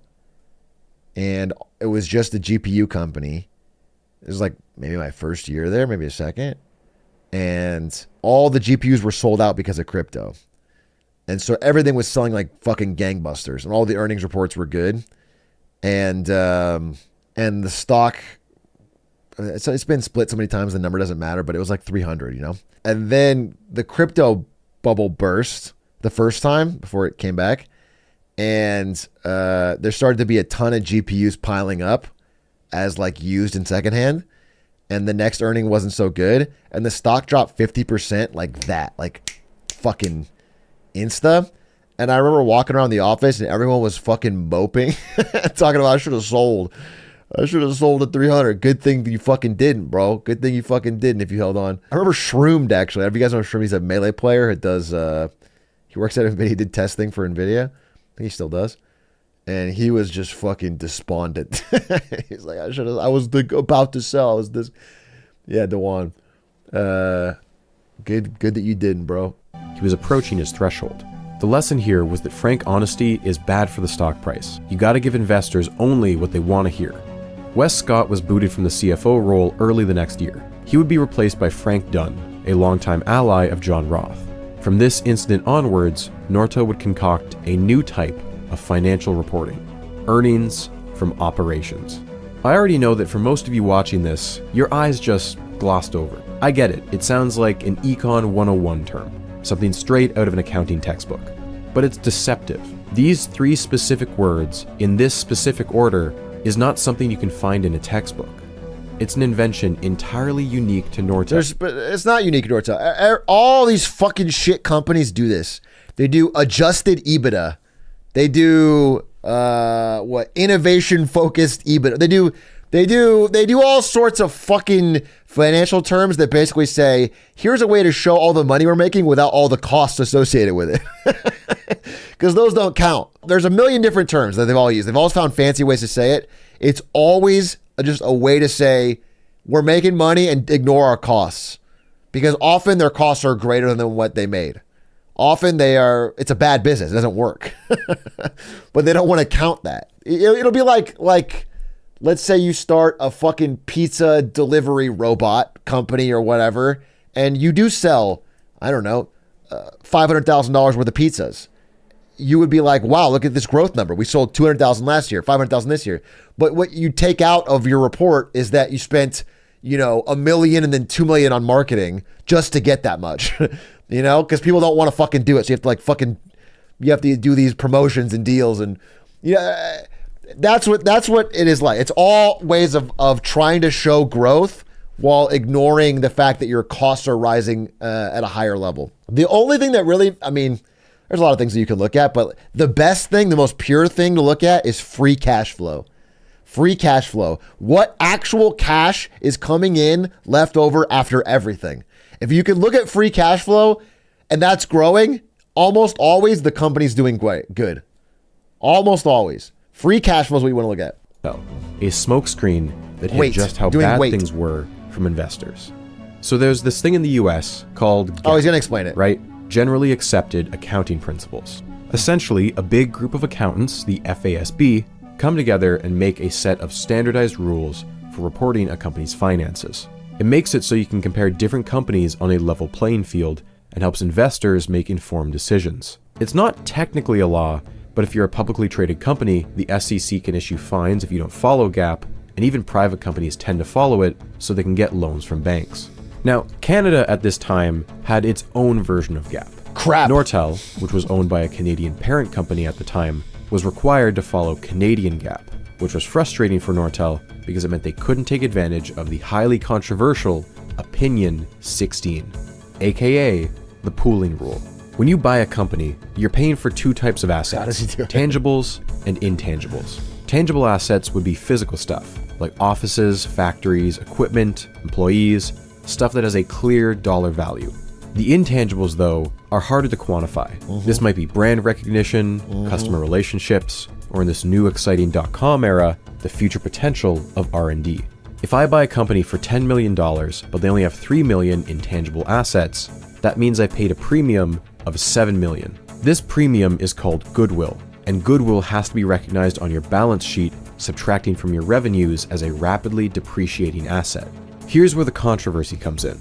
Way back in 1970, the FSAB had drafted Opinion 16, a rule that dictated how companies report expenses after a merger. When two companies of equal size merge together, say Exxon and Mobil, they take all their shares and combine them into one big pool. The assets have been combined, no money has traded hands, and so it doesn't count as goodwill. However, by the 90s, corporations realized that the pooling rule could be abused. It didn't just work for a merger of two equals. It could be applied to one company buying another. A big company prints new shares and swaps them with the employees of the small one. There is no pooling taking place here. Shares have traded hands. But because those employees were now part of the big company, the pooling rule technically applied. As long as you paid with shares instead of cash, the pooling rule effectively made the acquisition free. It was like goodwill never existed. Now, the FSAB wasn't dumb. They realized what was happening and wanted to scrap pooling as early as 1996. The problem was that they faced intense lobbying efforts. Was the Amazon acquisition of Twitch all stock? I do know that all of our Twitch shares got swapped for Amazon shares. 1-to-1, by the way. That was the come up with a cinch. But I don't remember if there was cash involved. It was all cash. The owners got all cash, and then all the employees got switched. Okay, interesting. From tech companies who sunk millions into the pockets of Republicans and Democrats, particularly in California. The tech sector sunk around $40 billion in political contributions in just the year 2000.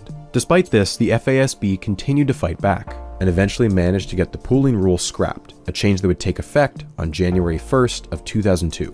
Of the big three telecom companies, only Cisco could make use of pooling, and it took advantage every chance it got. Nortel couldn't because it was stuck following Canadian GAAP, and Lucent couldn't until late 1998. This was a condition of its spin-off from AT&T, that it couldn't use pooling for the first 3 years. You can see how this would be endlessly frustrating for Nortel and Lucent. Just 3 months after their ban on pooling expired, Lucent made its first major purchase in January 1999 with Ascend Communications. Now, it was just Nortel without a free money glitch.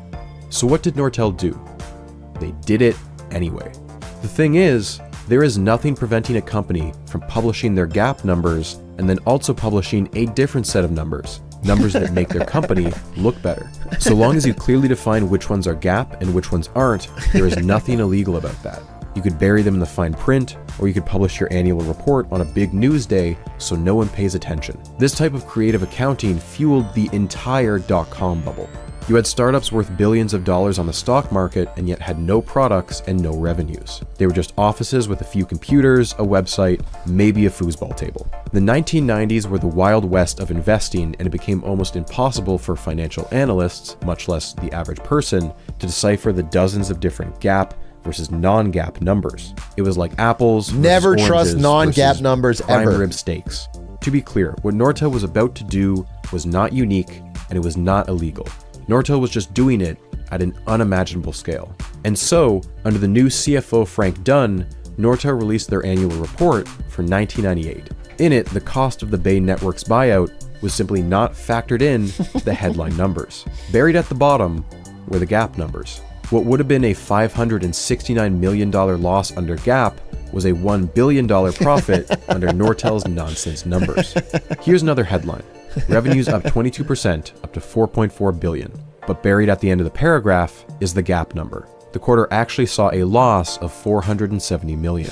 As Nortel continued to buy around one new company a month, their financial situation continued to worsen. Paying a premium in shares costs way more than paying with cash. Shares are inherently more risky. Their value can go up and down at the drop of a hat. A company about to be bought out is going to demand a big premium. Qterra, for instance, had been valued at around $68 million the year prior, only to be bought by Nortel for $3 billion. I have a hard time believing they went up in value 40 times in just overpay. 1 year. Of the nearly $22 billion spent on goodwill, only $450 million of it was paid using cash. One estimate by analyst Al Rosen says that if they had paid with cash, Nortel could have saved $13.4 billion. Were these acquired companies even profitable? Were they bringing in new revenue?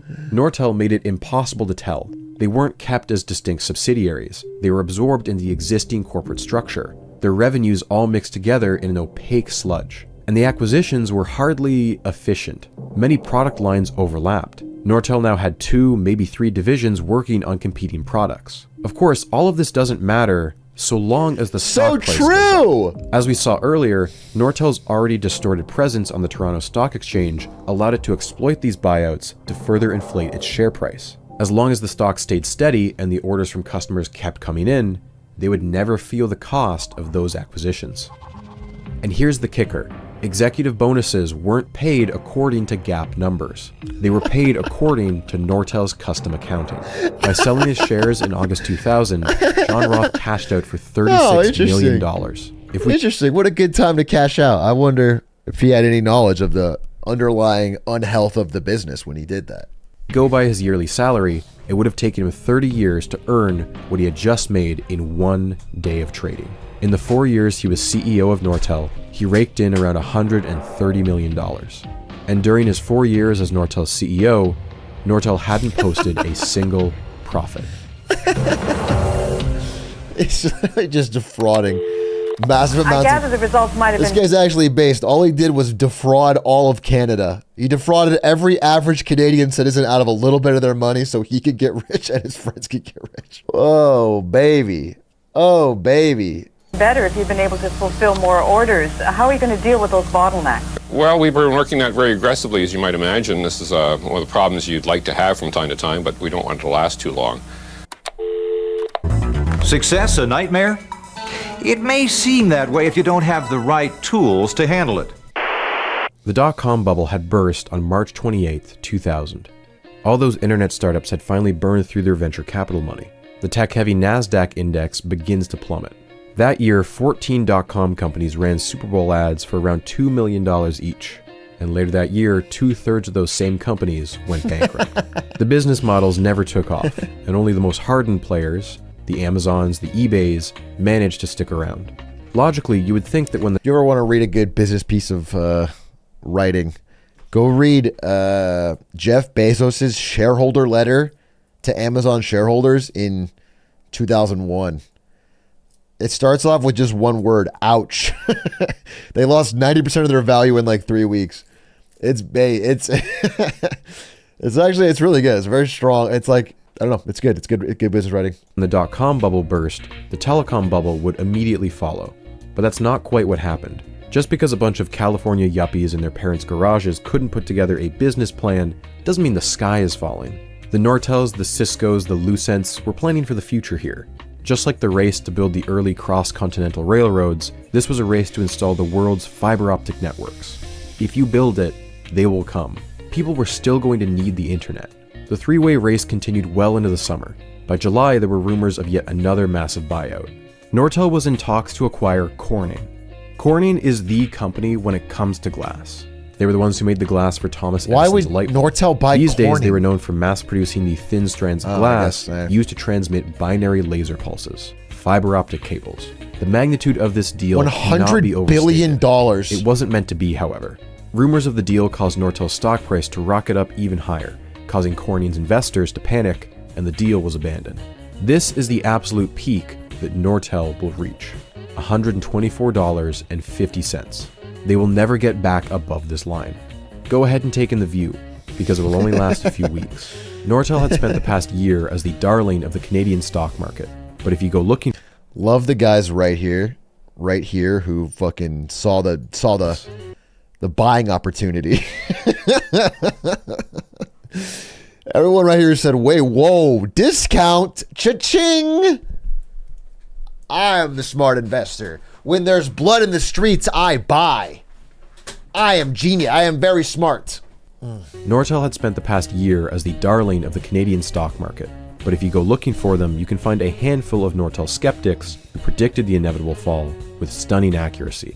Al Rosen had been one of the first to raise the alarm bell on the earnings from operations nonsense, and he advised his clients to stay well away from Nortel. Ross Healy was notable for going on live TV and predicting a drop to $8 per share by September. Good call. But it was Paul Sagawa who truly understood the danger that Nortel was in. He had spent months talking to dozens of telecom companies, asking anyone who would pick up the phone. The answers he got didn't just spell doom and gloom for Nortel, it predicted a black cloud for the entire telecom sector in 2001. The demand for internet traffic was growing, absolutely, but nowhere near the levels that market analysts were pulling out of their asses. One consulting firm predicted that between 1999 and 2003, you'd see traffic go from 350,000 terabits to 15 million. That is a 10 times increase per year, 4 years in a row. Author Douglas Hunter points out that the telecom industry was a near perfect analog to the race between British railway companies in the early 1800s. Companies often ran parallel tracks to the same destinations, but there simply weren't enough passengers to use all of them. What happened next was mass bankruptcy and consolidation of the rail industry into just a few powerful players. So it happened with this big world-changing technology, the railroad. It happened with this big world-changing technology, the internet. There's no possible way. It's different now, right? AI is so different. There's no way that humans would follow the exact same pattern where we get overexcited at the first signs of the technology and rapidly overinvest and overinflate the value, and then eventually only the good operators emerge on top after a turbulent time in the market. We learned our lesson. We're smarter now. Nortel was still the darling of Bay and Wall Street, but its detractors had begun to knock a few dollars off its share price by the fall. And with its share price slumping, History is not a good picture of the future. Facts. had to slow down on its acquisition spree. After closing 2 more deals in early October, there wouldn't be another for several months. But John Roth was defiant as ever. It isn't that Nortel is overvalued, it's maybe that everything else is undervalued. Late October was critical for It's not us that's wrong. Every single other stock in the world is undervalued. So based. Let him cook, bro. That's so fire. It's maybe that everything else is undervalued. Late October was critical for Nortel. Investors were eagerly awaiting their third quarter numbers, and hopes were high. But October 25th turned out to be a disaster. All you gotta do is miss once. Nortel was going to miss analyst expectations. I told you, all you gotta do is miss once a little bit. A tiny bit. I swear to God, if NVIDIA earnings comes out and they're like, yeah, we met expectations. We're a tiny bit under, 1% under. It's a fucking collapse. It'll be, I'm telling you, they have to beat it by a lot every time to keep this level of valuation going. It's so stretched. And they might. I mean, I have no reason to believe NVIDIA won't have another gangbuster earnings. But if they ever have one that's just a little off, the market's going to reprice it so fucking quick. By 1 cent per share. It was an underperformance just barely below expectations, but the market is unforgiving. Nortel loses $80 billion in 1 day. The TSE has its worst day in 13 years because of it. So many Nortel shares are being traded that it brings down the TSE's computer systems and traders have to go through Wall Street instead. By the end of the week, $120 billion had been simply erased from existence, and Nortel fell from 32% to just 24% of the TSE 300. Oh, just 24. Autumn was a chilly wake-up call after a blistering hot summer season. October 25th is the biggest single-day loss in Nortel's history. But as dire as that sounds and looks, it was not the end of the world. It's important to take a moment and get some perspective. This graph is so warped, so blown out of scale, that every number that isn't this one feels like a colossal failure. But every time that Nortel has fallen down in the past, its stock has climbed its way back up. Think about how the people who bought the dip in 1993 feel now. If you bought here, Jean Monty quadrupled your shares by the time he left. And if you bought the dip in 98, John Roth multiplied your shares by 9 times. Do you still doubt it? Are you going to miss out again?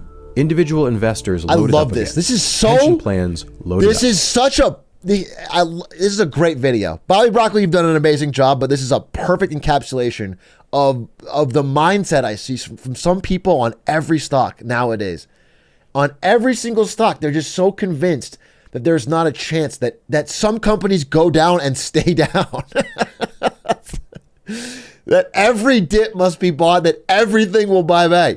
That it's so pervasive nowadays, and I don't necessarily blame them, especially if they're young, because we've had 30 years of that basically being true because of 0% interest rates, free money, like companies can't fail.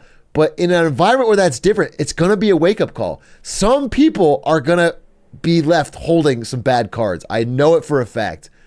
We can't have interest rates this high for this long and not have some tide come out. Nortel was nothing if not resilient.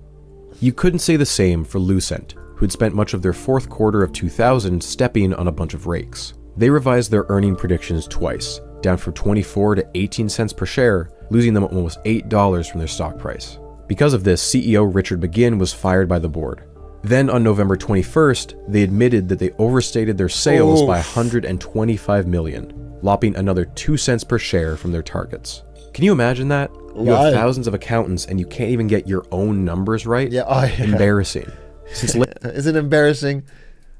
We don't think there was a little bit of a nudge to to make the numbers plausibly deniable a little better. Late September, it had lost 56% of its value, dragging down Nortel and Cisco with it. During the same period, Nortel was down 48% and Cisco 36%. It was bad news for all telecom companies, but Lucent had fallen a long way since their record-setting IPO. It had tried to grow too much, too fast. All those companies it had gobbled up to compete with Nortel and Cisco were being ejected again. It had spun off 2 major divisions as Avaya and Azure Systems. Nortel was smugly watching by as Lucent tripped over its own feet. If this was still a race, it was now only between Nortel and Cisco. On November 30th, John Roth was given the honor of ringing the bell that signaled the start of the trading day on Wall Street. So everything that we're seeing here that is happening with Nortel, it happened bigger with Cisco. I understand this is a very good story to tell, and its impact on Canada. I didn't know enough about Nortel. I didn't know enough about its impact on Canada. I didn't know any of this. It's fascinating. I'm glad he's telling it. But like this same story can be told also about Cisco and bigger. Cisco at one point wasn't number 9. It was number 1 in the world. It was the most valuable company in the world at the peak of the dot-com bubble. Although it tends to be an honor given to American CEOs, that day it was Nortel's 25th anniversary of being listed on Wall Street. John Roth gave a speech later that day, and given the circumstances, he was well within his rights to be a little petty. Quote, "We grew 40% this year. We'll grow 30 to 35% next year. A lot of people would like to have that problem. Nortel does not have a problem." This infamous quote would haunt Nortel for years to come. By the end of December, John Roth had been awarded Canadian Newsmaker of the Year, as well as Canadian CEO of the Year. The stock recovered over the holidays thanks to an overall market rally in the new year, and it seemed that Paul Sagawa's prophecy of disaster had been oversold. But then, Cisco blinked. In January, CEO John Chambers had finally spoken into existence the words that every investor feared. Quote, "Is the economy slowing? Absolutely. For Cisco, the first quarter of 2001 was going to be, quote, a little more challenging." Cisco wasn't ringing any alarm bells yet, but it was clear that they weren't going to promise the moon either. But on February 6th, Cisco completely throws in the towel. It announced to investors that it would be earning 1 cent less per share than initially predicted. Disaster. Their stock price is pummeled and loses 20% in just a few days. By April, they'll be down by half. Meanwhile, in the background, Nortel had just quietly cut 4,000 jobs. There is no official public statement. It's not until January 10th that the media hears rumors of job losses at Nortel. We have to understand, it's like when a company is valued, I'm using NVIDIA as an example. I think NVIDIA is a better company than both of these companies, so I don't want to be super unfair here, and I obviously have a lot of reasons to like NVIDIA, but I'm using an example. When a company is valued at $3 trillion like NVIDIA is, but only has earnings, only revenue of a few billion, like way, way lower, it's because the market is pricing in so much future growth. So these tiny 1 cent losses aren't about or 1 cent under expectations. It's because it shows a growth line that is flattening or even going down. And everyone had been predicting, like they draw it out like this. This is what the market is predicting for growth, like this. But if you're telling me that your expectations are like, it's like this, and that's when they announce that, it's 1 cent less. Then suddenly the hockey stick doesn't look so vertical. Suddenly it's like, oh, it could even be like this, or, then all of a sudden, all of this area that's been priced into the stock gets lopped off all at once. This all gets removed instantly. Because all this future value that everyone thought was happening, that's why. So it's not like that one quarterly report matters. It's just that it's a signal that to the market that, oh wait, the growth is over, that we're at the top of the curve and not like the middle of this giant hockey stick. Sorry, I'm not a good artist, but hopefully that made sense. At which point, Nortel unleashes a PR offensive. Any sales deal or new customer was broadcasted by the PR team.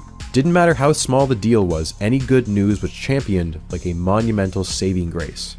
To quote analyst Ross Healy, it was like the Hudson's Bay Company reporting the sale of every 31-inch television set. There was so much good news pouring out that bad news had no room to breathe.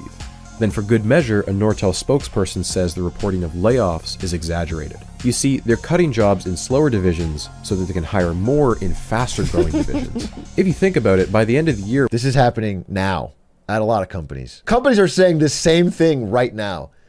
Not necessarily the big three. I'm just talking about in general. Like a lot of companies now are trying to do layoffs in a stealth way and say the right thing, and will have hired back the same number of people. Those aren't layoffs. That's just strategic reallocation. The spin seemed to work, and the markets rewarded Nortel by stopping their slide. 2001 Nortel was going to be meaner and leaner. Meaner and leaner, baby. But then there were some disturbing reports.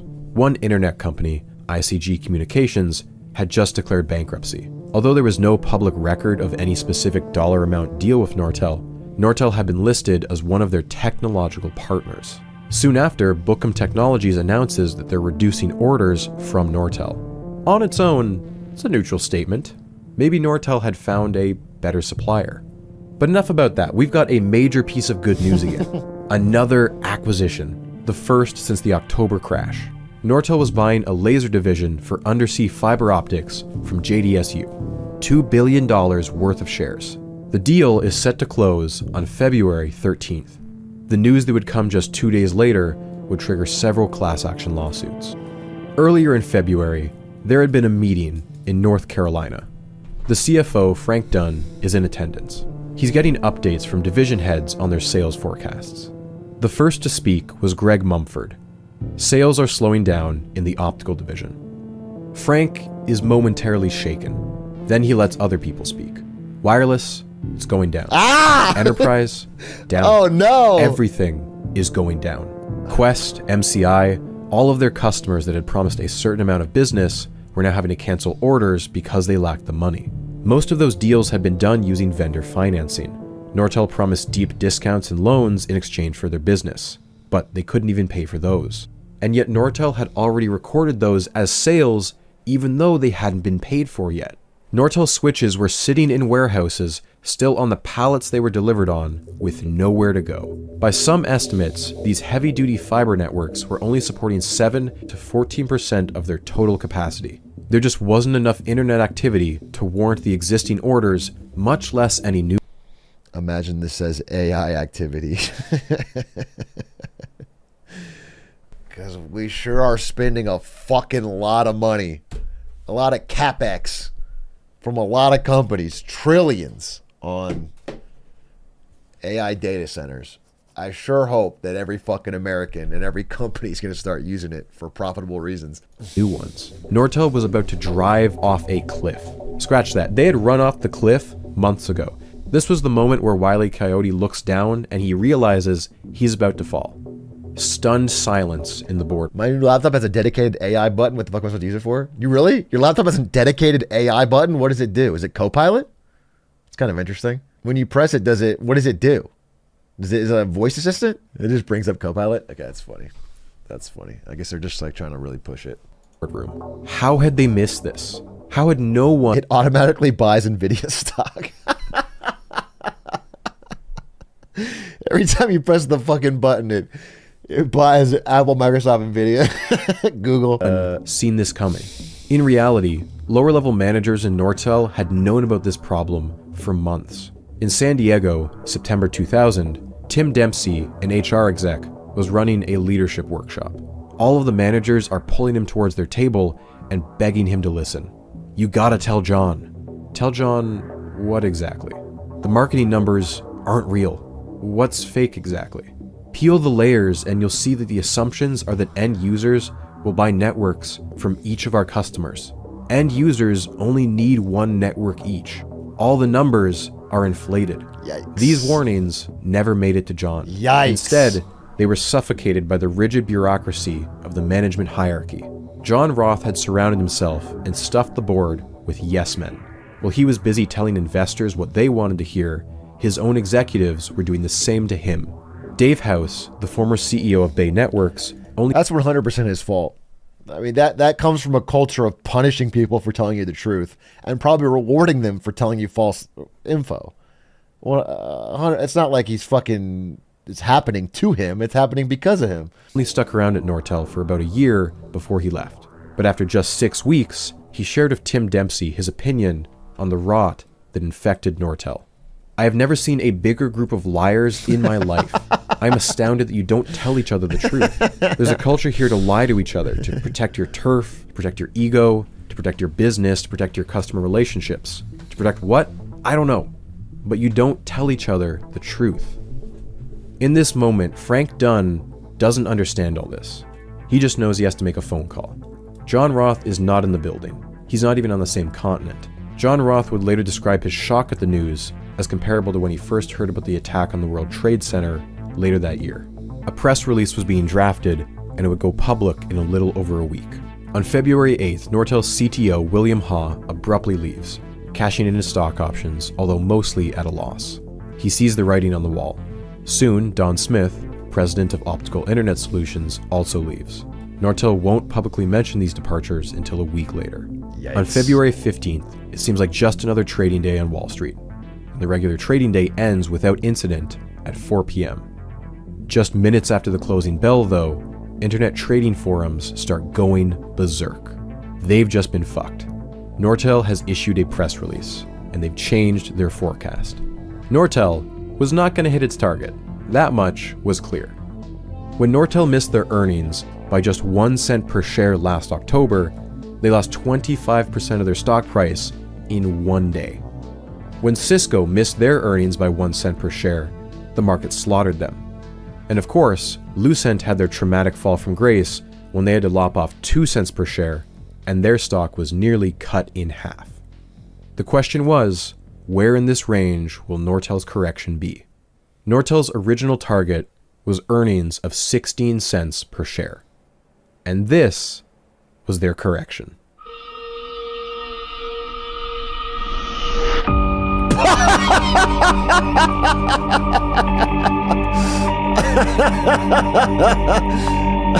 So they're losing? -4%? They didn't just underperform. Their projected gain had turned into a projected loss. That's so funny. The next day, so many Nortel shares are dumped that it crashes the Toronto Stock Exchange several times. Nortel is cut by 33%. $44 billion is just smaller than I thought, but I assume it was because the Financial Times summed it up in just one sentence. It's a wonder FT! there's any red ink left in Canada.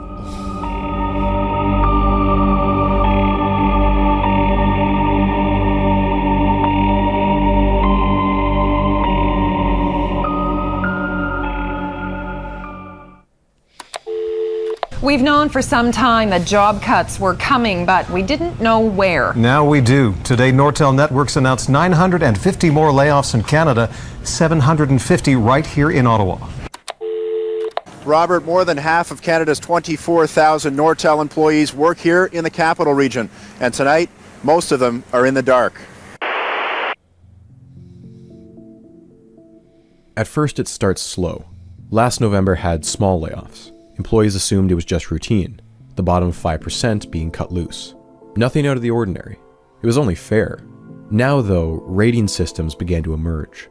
Everyone had to be ranked on a scale of 1 to 5, but there was no minimum threshold you could meet. It's like the greatest way to make employees hate each other, turn on each other, backstab each other, destroy morale, pit teams against each other.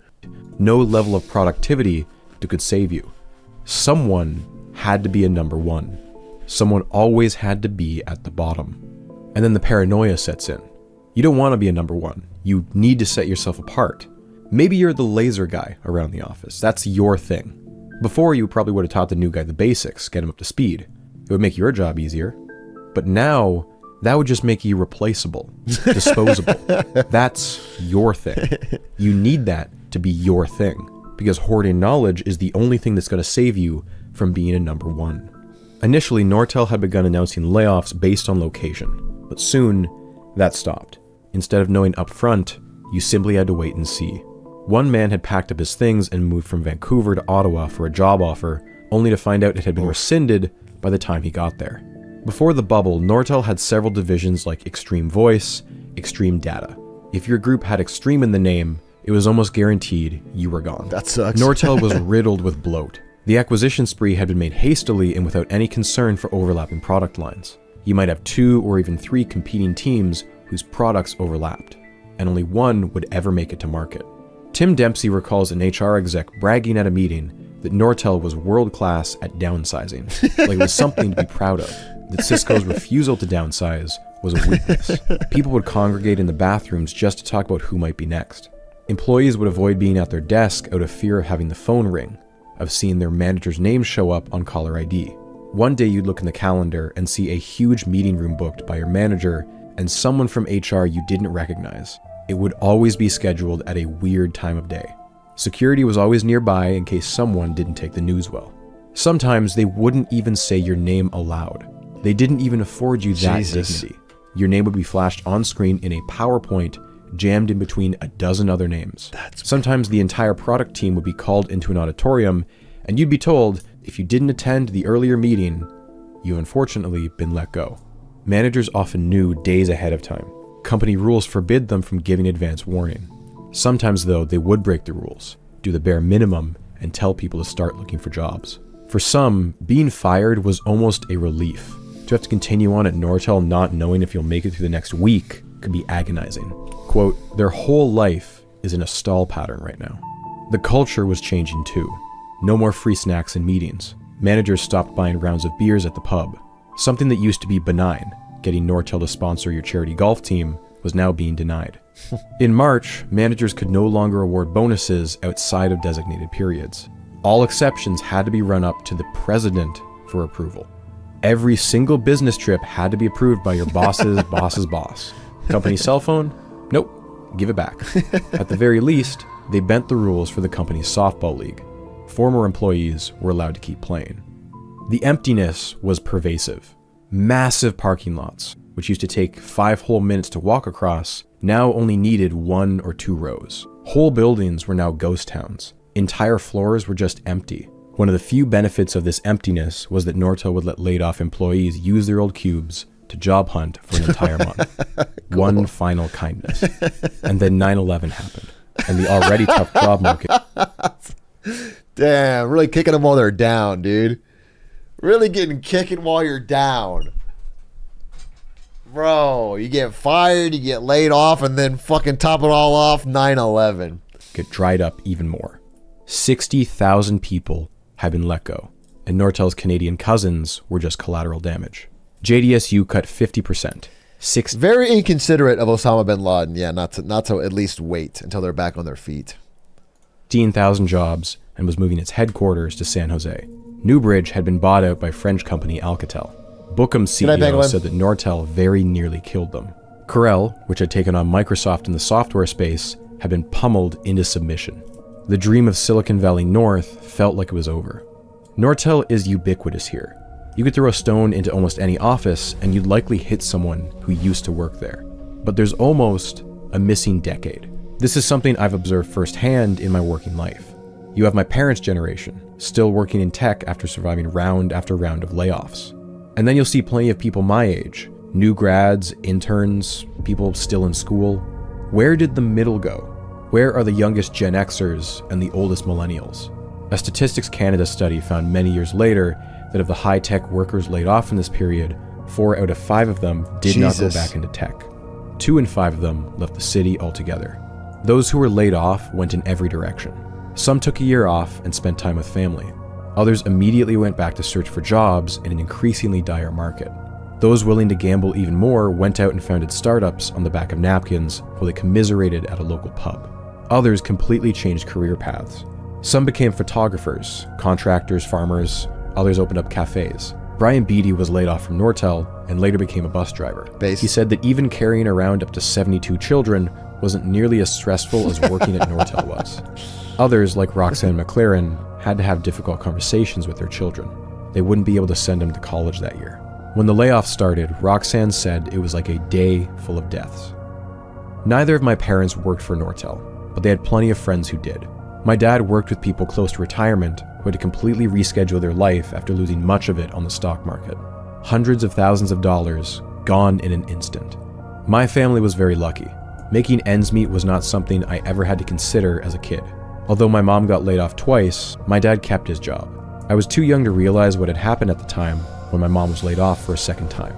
But I was just happy that now she could pick us up after school. 2001 to 2003 had been brutal. It had been agonizing, but it was not the end. Nortel, despite everything, had come out the other side. Canada's industrial titan was only bruised, not broken.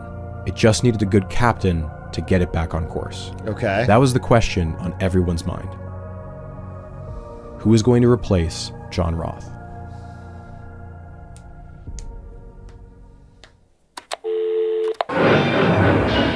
One slip is one too many.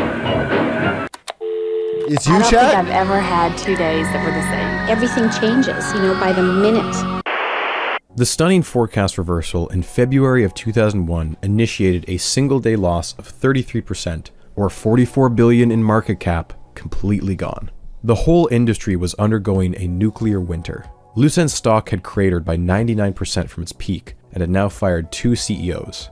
Even the prestigious Bell Labs was embroiled in scandal, as one of its physicists was accused of faking dozens of Nobel-worthy research papers. Cisco, the most resilient of the big three, was still down 86% from its peak. However, it was Nortel's blind arrogance as it entered the dark cloud of 2001 that made its fall from grace the most dramatic. More dramatic than Between its peak in 99%? July 2000 and its lowest point in October of 2002, Nortel's stock had lost 99% of its value. $400 billion in market cap, just gone, losing it the title of Canada's most valuable company. It was now worth less than it was at the start of the 80s. And in late 2002, the Toronto Stock Exchange would replace the TSE 300 index with one that was far less exploitable. Its place in the Canadian economy would never be the same. 2 months after his disastrous forecast, John Roth announced his retirement. Or more accurately, the announcement of the future announcement of his retirement. Although you might assume the board was forcing him out, it was actually the opposite. John had always planned on leaving in 2001. He said as much when he interviewed for the job. He wanted out before age 60. John Roth, despite everything, was still somehow viewed as the most competent person to fix this mess. The board desperately needed him to stay on because the truth is, the line of succession was in chaos. Reportedly, John had taken his hands off the wheel sometime in summer 2000 to give his handpicked successor some practice. COO Clarence Chandran. Nortel had nearly lost Clarence in '96 when a local rival had tried to poach him for their CEO role. Nortel learned of this and went into panic mode, promising Clarence a guaranteed fast track to CEO right after John Roth left, and he had been the heir apparent ever since. But now Clarence was leaving too. Years ago, he had suffered a stab wound during an attempted robbery. Although he had taken time off to heal, the old wound was flaring up again, and it was making his job impossible. That's crazy. When Roth learned that his protege wouldn't be able to replace him, he was furious. Getting to sit in the CEO chair at Nortel may have seemed like a dream job in January, but by April, it was a death sentence. Reading outside speculation from the time is fascinating. Yeah, not very fun to be CEO after the crash. Pretty much everyone fucking hates you. All the investors hate you. All the employees fucking hate you. The press hates you. Yeah, you just want to get the fuck out. All of it was completely off base. The Ottawa Citizen had a list of 6 possible successors, both inside and outside Nortel. But Nortel's board picked someone so out of left field, he didn't even make it into a top 6 consideration. Frank Dunn didn't want to be CEO. He didn't want the spotlight. Frank Dunn, the finance he and Roth guy? had risen through the ranks of Nortel together. They joined around the same time. Both of them attended. He was the CFO during the fraudulent announcements? Let's hire him so we can get even more fraudulent numbers. That's probably the last person I would fucking... That guy was derelict of duty. That guy did the fucking... McGill, basically criminal. He'd been Roth's CFO during the boom years. But he was hardly an inspiring choice. Even Red Wilson, the chairman of the board who picked him for the job, said that, quote, "The time for visionaries is over." Industry analysts were even harsher on him. He's not an engineer, and he's not a mastermind of strategy. He's in there to stop the hemorrhaging and make sure the company stays alive to fight another day. When you have a prolonged drought, you want the Neanderthal accountants running the thing. And that's who you've got. His assessment was not wrong. Calling him a Nortel's Neanderthal books accountant were is a very mess. funny. With their cash flow decimated in 2001, their strategy of ignoring goodwill no longer fooled investors.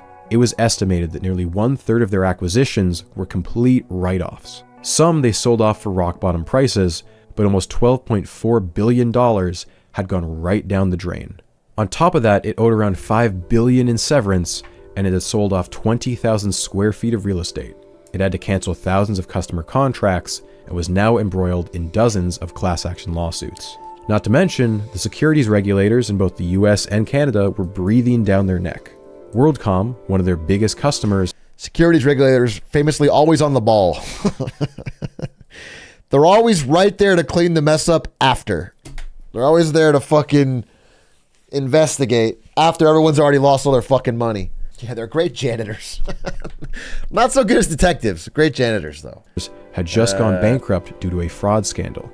And Frank had a mini crisis unfold just months into his new job. His CFO, Terry Hungel, had been caught illegally transferring funds out of his company 401k right before Nortel announced 5,000 layoffs, and the stock dropped 16%. Insider trading.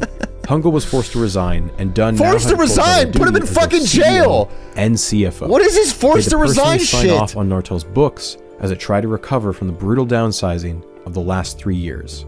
Frank seemed almost set up to fail.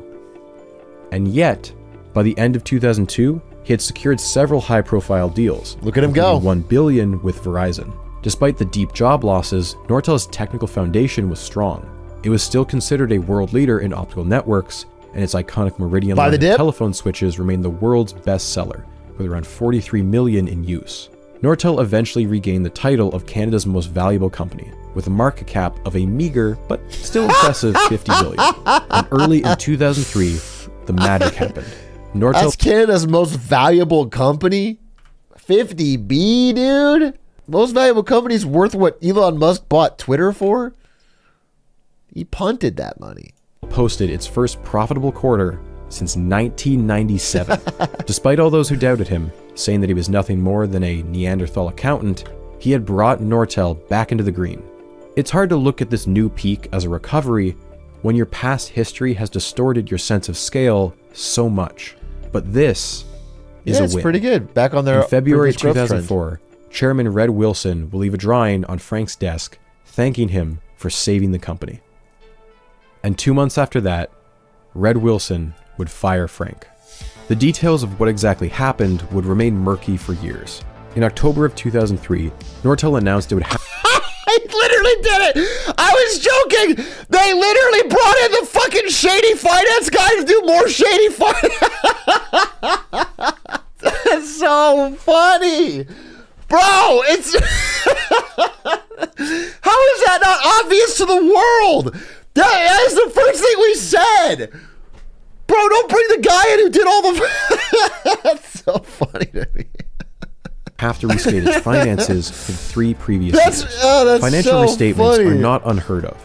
Accountants make mistakes. But this accountant made a bunch of very high-profile mistakes just recently. Why would you hire him unless it's exactly what you wanted? It happens. That's his fucking playbook.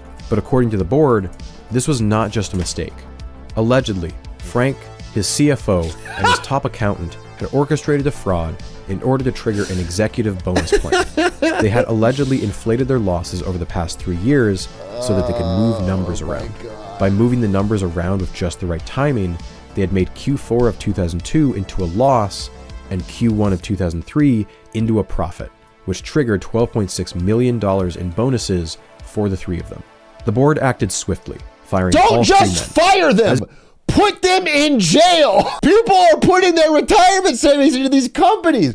Why they can't just get fired, bro? They didn't expect to stay on. Oh, that's crazy. As you can imagine, this shattered customer faith in Nortel. Yeah, of course. The stock price began to slide immediately, and the miraculous recovery was just a flash in the pan. The 3 men had become pariahs in the media, a lightning rod for the anger of laid-off employees and pissed-off investors. They'd remain in the media for years as rumors of an impending criminal investigation loomed. The board, meanwhile, was desperate to restore customer trust and hate. What the fuck is going on? This is so crazy. Put them in jail. I'm hearing rumors, dude. I saw you rob that bank. I'm hearing rumors they might come for you. I'm hearing rumors, bro. I saw you when you walked out with all that cash. You held him up at gunpoint. The word on the street is you might be in trouble for that. Hastily named a new CEO. They decided to name one of their own for the top job, but they didn't have a whole wealth of options. Ever since John Roth had left the board, they had been lacking anyone with telecom experience. He had maintained an iron grip on the board for years, and without him, they were lost in the sauce. They had diplomats, former politicians, lawyers, bankers, execs from aerospace and big pharma. All the right people but you no want. Telecom. At a telecom the eventual company? choice, and I'm not kidding here, was former member of the U.S. Joint Chiefs, retired Admiral Bill Owens. Who? Yeah. Who? I don't know how this keeps happening, but this is not the first time I've covered a topic where a retired U.S. Admiral is brought in to save a failing multi-billion... Bravo. Salute. Okay? I think all companies not in America should bring in former U.S. military to run their companies. They're the best. They're the brightest. They are sending their best. Okay? They get it. One thing about the U.S. military is we don't waste money. If you want to penny pinch, if you want to be smart with your budget, get someone from the U.S. military because we know how to stretch a dollar. Okay? $1 billion enterprise. I know that I've built up a metaphor here about massive seafaring vessels, but even this is a little too on the nose for me. The logic at the time was that he could leverage his connections in Washington to reel in some big contracts for Nortel, a plan that never truly paid off. Most of his short 18 months as CEO were spent making a big song and dance about how Nortel was instituting new ethics guidelines and forcing executives to pay back any bonuses they had earned in the previous years. Despite all that, he still served as a sponge for angry shareholders to yell at, while the board looked for a more permanent CEO. The rest of the C-suite was a meat grinder, a revolving door of talent that often stuck around for only months at a time. Nortel hired on 2 separate men named Gary, both of whom came from Cisco to serve as president and CTO.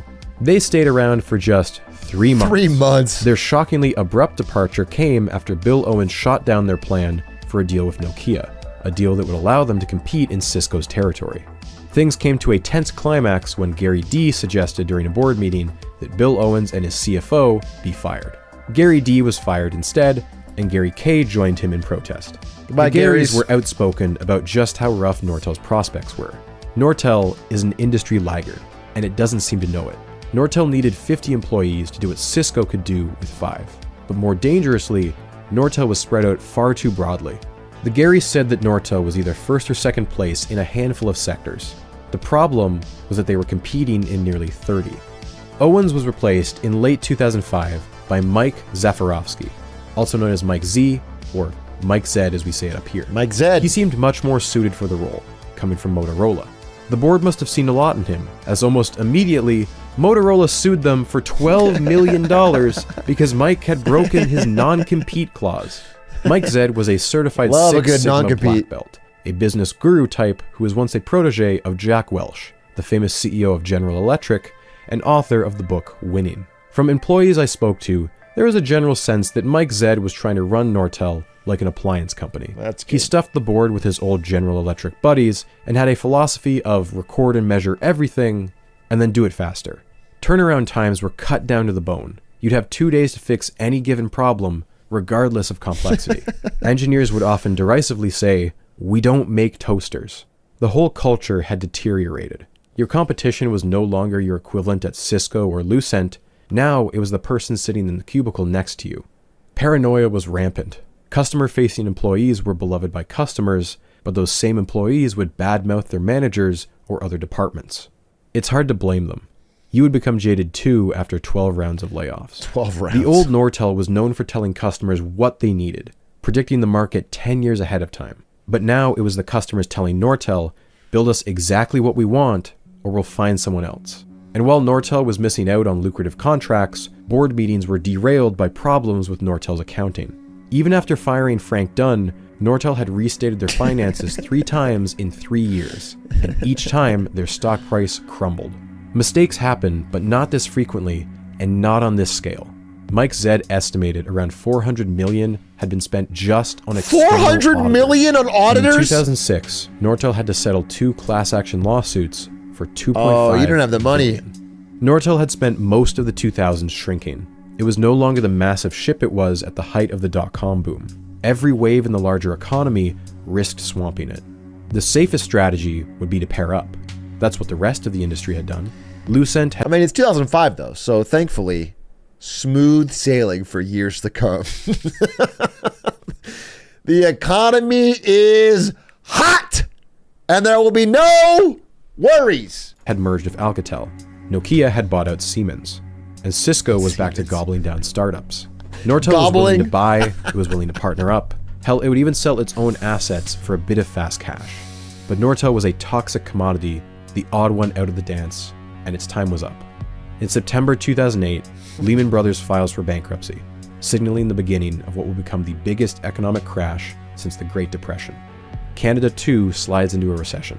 With millions losing their jobs, their houses, the demand for telecom equipment drops off a cliff.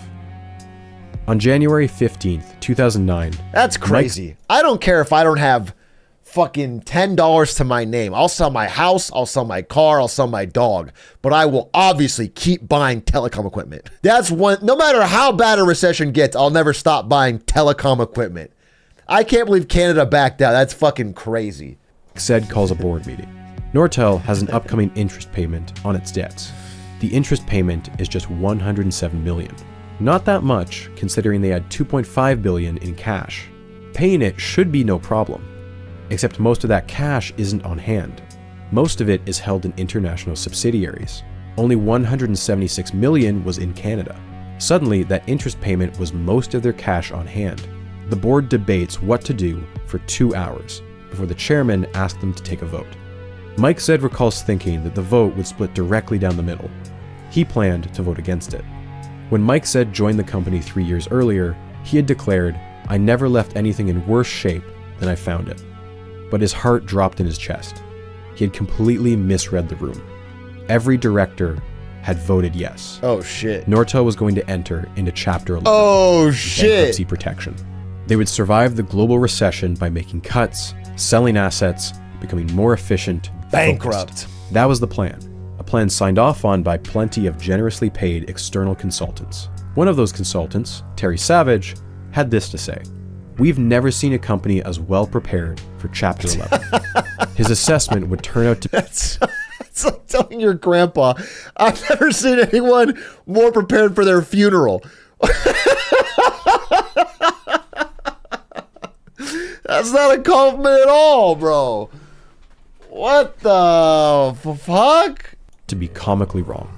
The day after they announced Chapter 11, Nortel stock fell by 79%. Of course. Nortel would be gone by the end of the year. Well, Steve, company officials are already quoted as saying that Chapter 11 bankruptcy is not the end of Nortel, but rather the beginning of a new Nortel. Sound like a dream come true? Well, it's reality. And it can help your business. In hindsight, the decision to go into Chapter 11 is baffling no matter how you spin it. Unlike filing for Chapter 7, where you basically give up and liquidate all your assets, Chapter 11 is more like going into rehab. Your debt payments are halted, and any disputes are now under the jurisdiction of bankruptcy court. Things are bad, but you have a chance to sell off your assets, restructure, and get your shit together. Plenty of companies have gone into Chapter 11 and come out the other side just fine, including well-known names like General Motors, Marvel, and Six Flags. The issue with this strategy was that, unlike these other companies, Nortel had an image problem. Nortel's credit rating had already been an abysmal CCC, and Chapter 11 had tanked it all the way down to D. Their biggest customers, like Bell Canada and Verizon, were already wary of Nortel's finance scandals. From a technology standpoint, Nortel could pull off 3G wireless, but this was a decade-long infrastructure commitment. Would it not be safer to just go with a company who isn't in Chapter 11? That was the last excuse they needed to jump ship. In the second quarter of 2009, Nortel's sales dropped by 25% compared to the previous year. Even Nortel's cash cow, its wireless division, had its revenues for the quarter drop by 41% compared to the previous year. The announcement took many people by complete surprise. My uncle worked for Nortel at the time, and he heard the news from a customer at a conference. It's clear looking back at the time that many expected Nortel to pull through. The disconnect is jarring. You'd be reading the newspaper and see ads for a local cancer charity sponsored by Nortel, directly across from an article talking about just how badly the restructuring was going. Meanwhile, Nortel has been trying to sell off its various divisions, but there hasn't been a single bid. Mike Zed is on the phone. Yeah, I mean, a bad time to sell divisions is during a global recession. I gotta be honest. Personally calling dozens of potential buyers, but no one is biting. He realizes with a sinking feeling what's happening. They're waiting for the prices to drop even further. By April, the board realizes that they completely miscalculated. There will be no emerging from Chapter 11. Without a bailout, Nortel is going to be hacked into pieces and sold off for scraps. Now, Nortel's board had plenty of connections in politics. This included former Deputy PM John Manley. However, the government was no longer the familiar Liberal dynasty.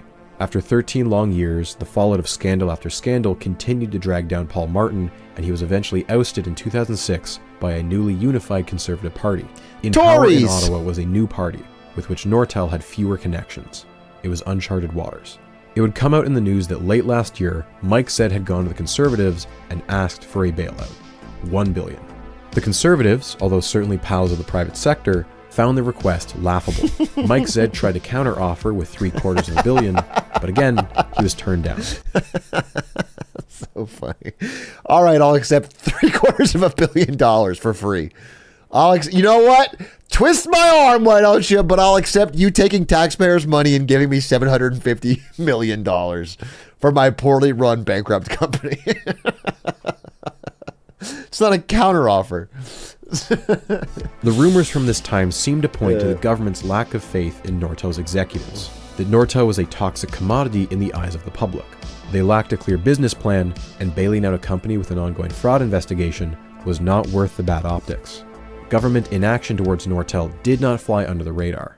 Industry Minister and the Prime Minister, in a bid to maintain the company as a going concern. He was turned down flat, and the company is now in bankruptcy protection, waiting to be dismantled. Thousands of trained, skilled workers have lost their jobs, their severance, and they're going to lose big on their pensions. Why are the Conservatives intent on making Nortel the arrow of the 21st century? The Honourable Minister of Industry. Speaker, quite apart from that inflated rhetoric, I can tell this House that I did indeed meet with the CEO of Nortel at the beginning of my mandate as Industry Minister. He presented a go-forward business plan, which in my estimation did not meet the criteria of being commercially viable. Evidently, the board of Nortel came to the same agreement because they rejected that business plan as well. Look, I'll be honest. I'm not a big fan of government bailouts for private corporations. Yeah, and even me among neither. the Nortel employees I spoke to, opinion was split. But many of them did highlight a double standard.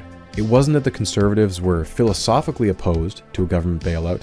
They, along with the Ontario Liberals, had shelled out $13.7 billion to both General Motors and Chrysler, literal US branch plants. Although the government took partial ownership of both companies. That's funny. That's funny. The Canadian taxpayer money and gave it to the American branches. The Canadian branches of American companies. Thank you, Canada. We needed that. Thank you.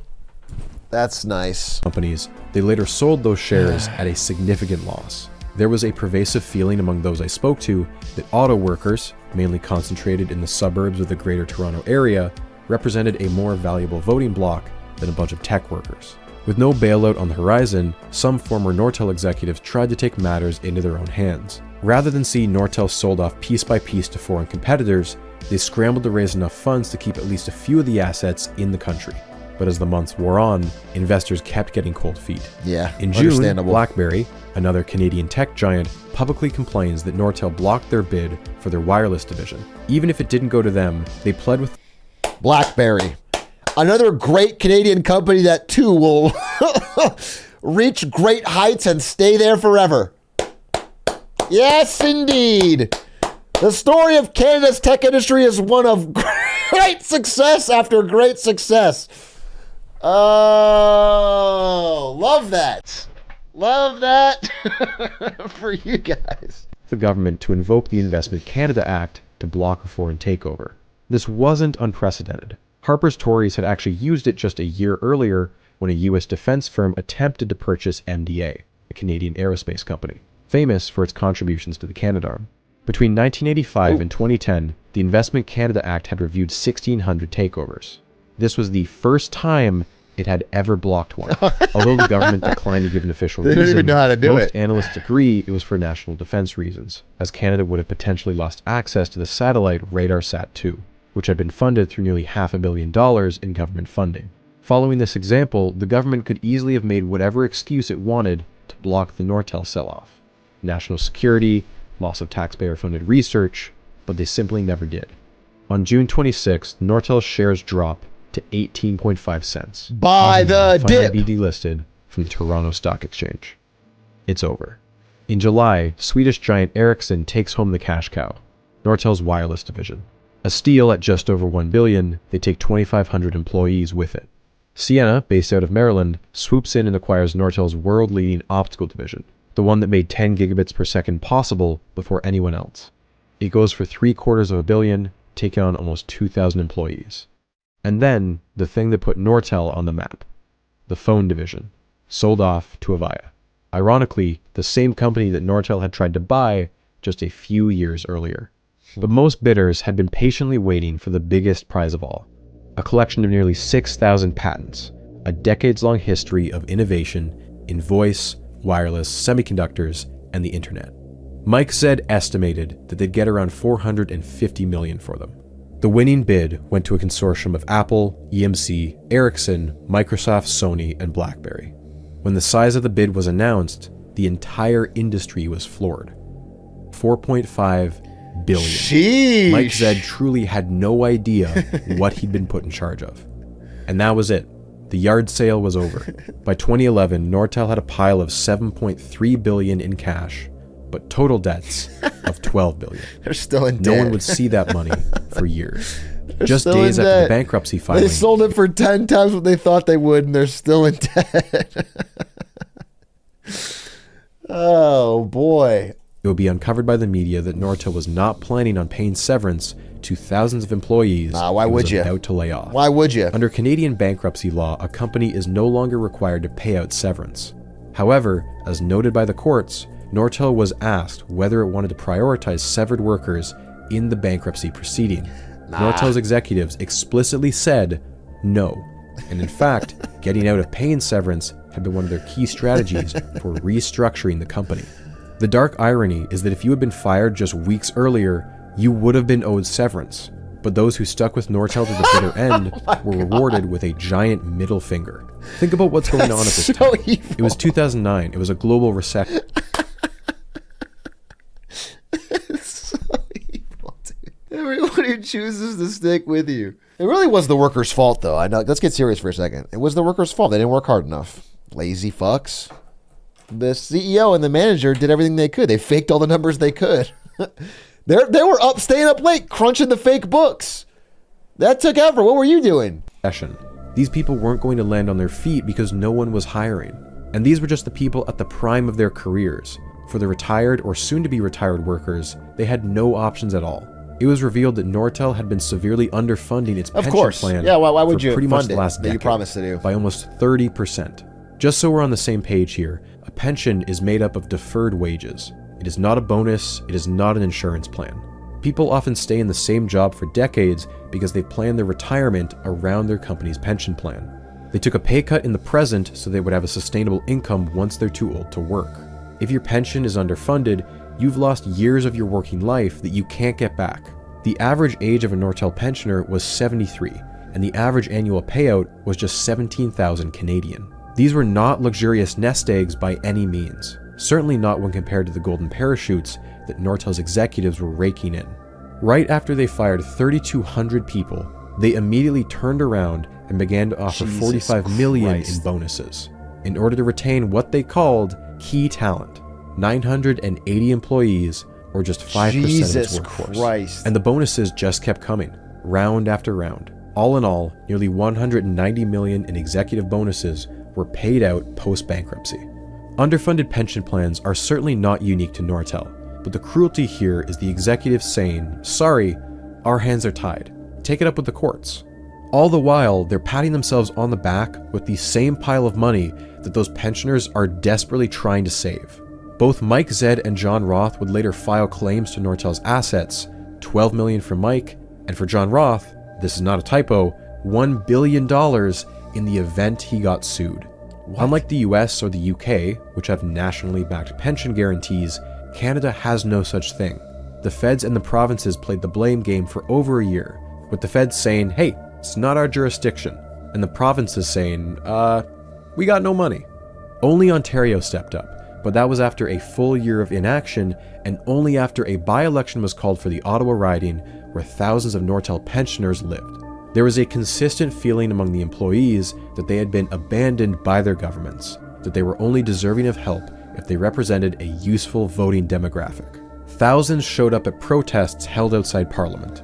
Among those protesters were 400 who had also lost their long-term disability benefits. On average, their income would drop from around $40,000 to just $16,000 per year, and they still had to pay for their medical bills. Quote, I'm sick, I'm tired, I'm exhausted. I can't take care of myself because I'm trying to save my life. I stand to live in my car if nothing's done. There's people in this group of 400 who have already committed suicide. There's people that have talked about it. People are desperate, and we need the government to go to bat for us. On June 18th, Mike Zed is dragged in front of the House Finance Committee for questioning. Jail Members him! from all parties grill him for over an hour, and he absolutely melts under the questions. You just stated in your opening comments that you stopped to pay severance, and it was just, how did you come to that conclusion? How did you just all of a sudden realize, well, maybe we should stop paying severance? I fully agree with that statement. Mr. Tay can confirm the very heated discussions we had what's possible. At times you want to do something that simply the circumstances do not allow. The facts of life, as painful as for me to in the current job market, it's a tight job market out there. Do you really believe it was necessary to offer large bonuses simply to retain the people you have, given this market? Because the rest of the market is clamoring to buy up these fucking Nortel executives. Who wouldn't want to hire a fucking... You just ran the company into the ground, bro. You don't need fucking bonuses. Nobody's trying to hire. No one needs to be... You know, they're not trying to keep you. There's nowhere for you to go. Yes. You do? Fine. Okay. But Nortel filed the motion in court to pay retention bonuses of $7.3 million simply to 8 key senior executives alone. The annual incentive plan is not a bonus per se. This part of your compensation for a job personally. How was it well done? On several occasions during your presentation, you talked about increasing the value to be available for all stakeholders. Correct. Do you consider the people in this room, your former employees, to be amongst those stakeholders? Oh, absolutely. It did not come clear. But right now, they're in the same position as a distressed bondholder on Wall Street, aren't they? They're relegated to the back of the pack. That's not really true. I don't make a comment on the first one. There's no one back of the line. You say that there's no back of the line, but I put it to you again, and I'll end where I started, that the people who are in back of you are in the back of the line because they don't get to ask for $45 million in bonuses. They don't get their severance. They're not getting anything, and they're watching their pensions be whittled away. It seemed for a brief moment that the government would step up and do its job. An NDP bill was put forward in 2010 that would amend Canada's bankruptcy laws. It would have prioritized pensioners in the event of a bankruptcy and guaranteed severance pay. The bill had... I mean, he might be like, we should fucking euthanize gay people. I don't know his social policies because obviously I watched the great grilling of the Boeing CEO by fucking Josh Hawley, who then tweets fucking Christians should run the world every fucking 5 minutes. So I have no idea where he fucking stands, but I like when a fucking politician comes prepared and understands at least a little bit of what they're talking about, understands like prioritization during a bankruptcy and like how they've been relegated to the back, and can talk about that so that the CEOs can't just fucking word salad their way out of answering a direct question. I just appreciate when a politician, it's so rare because most of them don't know what the fuck they're talking about. Support from all major parties and passed through an initial reading, but an election was held in 2011 which saw the Conservatives come back with a majority government. The bill died completely then and there. Over the next 12 years, both the Harper Conservatives and the Trudeau Liberals abandoned these issues entirely. It was only in 2022 that a new bill to address pensions gained any traction.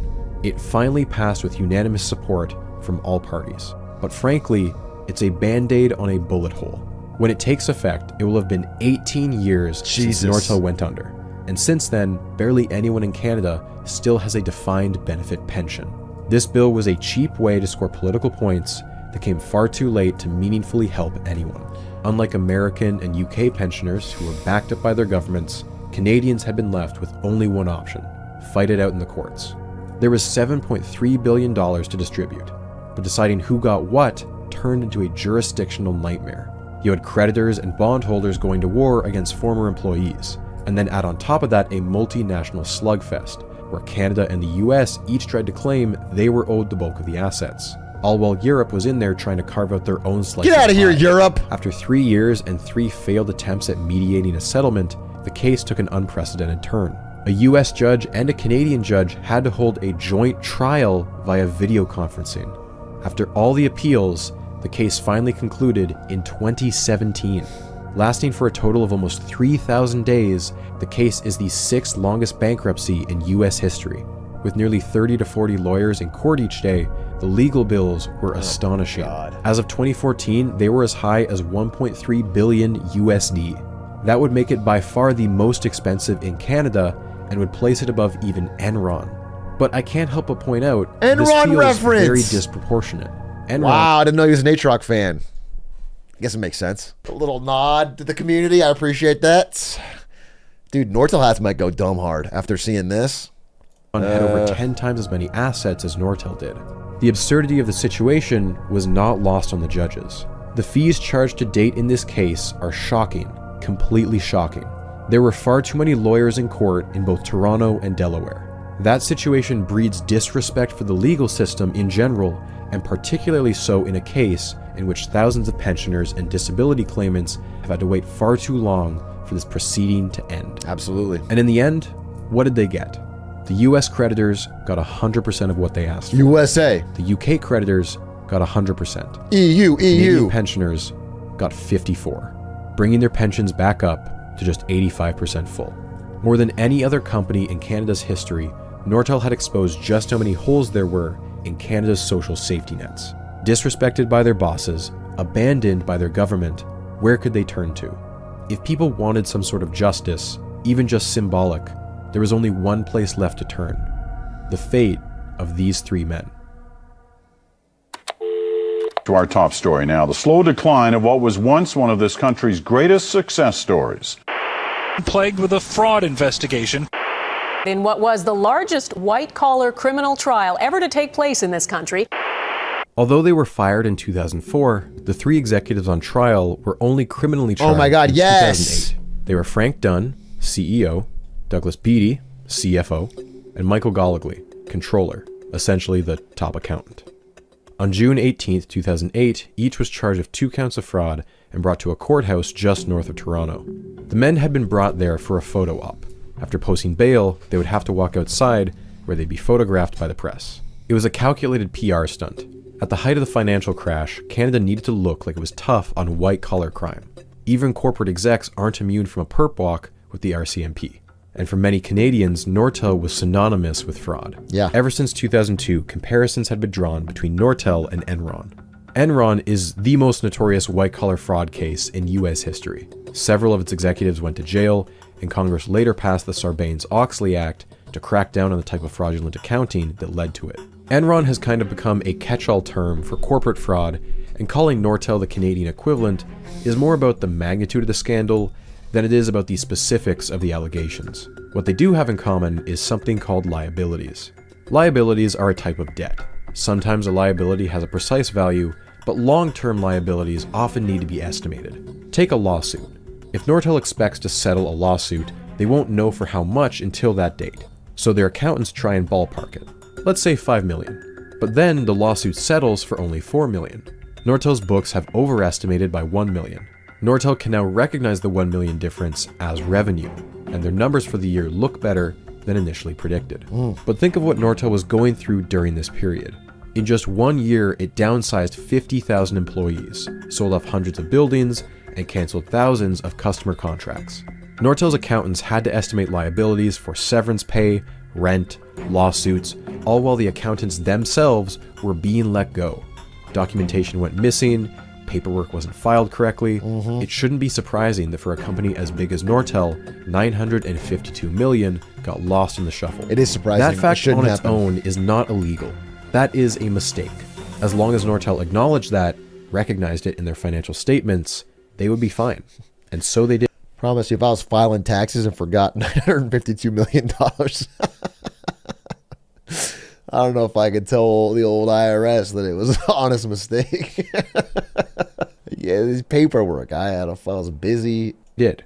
The problem, though, the whole basis of the criminal trial was the timing. When Nortel filed its first restatement of its finances in mid-2003, the board of directors was keenly aware that the SEC had a post-Enron bloodlust, and with Nortel's stock price fiasco, it might be an easy target. So, the board went and hired an external law firm to go over the books, get a second opinion, and avoid a drawn-out SEC investigation. The law firm was Washington-based Wilmer Cutler, which had a reputation for being aggressive and ruthless. The senior partner there, William McLucas, had recently left a job at the SEC and had helped both Enron and WorldCom clean up their acts following their respective scandals. Clean up their acts? The board wanted a clean thumbs up. Enron died. What they got was a very different WorldCom conclusion. died. After combing over documents and interviewing dozens of employees, Wilmer Cutler alleged that the three executives had organized a fraud scheme to illegally trigger their bonus plan. Rather than recognizing the entire $952 million as soon as it was found, they had allegedly set aside $303 million in a cookie jar of sorts. Cookie jar was the actual term used in court. By selectively picking out funds from the secret cookie jar, they could make Q4 of 2002 into a loss and Q1 of 2003 into a profit, triggering their bonuses. This was the conclusion reached by Wilmer Cutler, or at least the conclusion they were working towards. But the board of directors wanted to get ahead of any scandal and preemptively fired the three execs with cause. Now, almost 8 years later, the Crown prosecutors would be trying to argue much the same case. The difference was that they had to prove it to a judge in an Ontario court, where the standard of proof was much higher. This is where things start to fall apart. Oh no. The first red flag was that the US declined to pursue a criminal case in 2008. Believe it or not, the US actually has a very solid track record when it comes to prosecuting financial fraud. If they take a case to trial, that's because they're certain they'll get a conviction. Yeah, if. On the other hand, the RCMP, Canada's Mounties, have a reputation for incompetence when it comes to investigating white-collar crime. Bre-X, a Canadian gold mining company, was implicated in faking gold deposits, and yet nearly 20 years after the fact, there had not been a single conviction. Who hasn't a faked a similar gold fraud deposit every scandal now and with then? the Royal Group also took over a decade to resolve, and similarly resulted in no convictions. Early on into their investigation, the RCMP... Canadians are too nice, that's the problem. They're too nice. They're too polite. When someone fucking robs you blind, you have to just, you're thanking them almost for, oh, sorry, that's all right, bud. had been attempting to import all the relevant case documents into a searchable database, but they were running into technical issues. When they filed charges in 2008, they had only scanned in 200,000 documents out of a total of 4 million, and most of that 200,000 were provided to them by Wilmer Cutler, who by their own admission hadn't proven fraud, just heavily suspected it. The Crown's case was built almost entirely off of the scorched earth techniques of Wilmer Cutler. Employees had been told that if they refused to do interviews or discussed among themselves, they'd be fired, and they were not allowed to have lawyers present. As the trial dragged on for weeks, the Crown's case began to unravel. Their key witnesses that they called as smoking guns ended up saying that nothing was unusual about Nortel's books. Emails supposedly showed nefarious intent, but would later be proven to have been taken out of context. What's the context? Furthermore, all of Nortel's books have been they signed triggered off their by Deloitte, bonuses. one of the big four accounting firms, quite literally since the First World War, and not once did they identify any fraud. Even the nefarious 303, the cookie jar that was the core of the Crown's case, fell apart. The only source of the 303 number had been a junior finance employee, Sue Shaw, who came up with that number through several estimations. When asked about it in court, she said that they focused too much on that number when it hadn't been that concrete to begin with. No, Sue! As the trial wore on, the Crown fixated on just one critical movement of $80 million. The Crown alleged that Michael Goligly had intentionally moved that $80 million between quarters to turn a $40 million loss into a $40 million profit, thus triggering the bonuses. Simple math, right? But no. The bonus plan was based on a non-GAAP, custom type of internal accounting. With or without that $80 million, the executive bonuses would have been triggered regardless. The Crown had alleged a conspiracy. It's good to know they would have got their money regardless for doing such a terrible job. Good to know they were never in any doubt. These three executives, who had a history of not getting along, orchestrated a scheme that would have required the cooperation of dozens, maybe even hundreds of employees. All of these people would have had to keep this secret during a period where the company was firing people left and right. And not one of those employees was willing to spill the beans?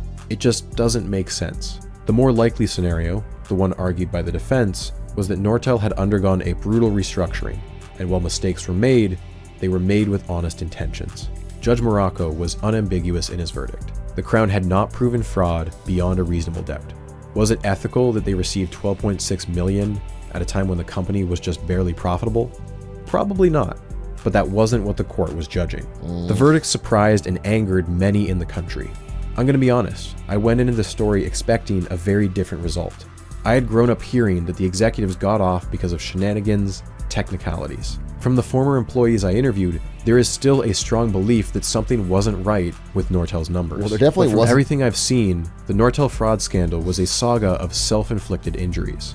In the interest of caution, the board had an external law firm double-check their books. But that law firm was overzealous, eager to find the next Enron. The board took their allegations at face value instead of asking for more evidence. Right at the moment when Nortel was restored to profitability and regained some customer trust, the board went nuclear and fired the CEO who had just stopped the bleeding.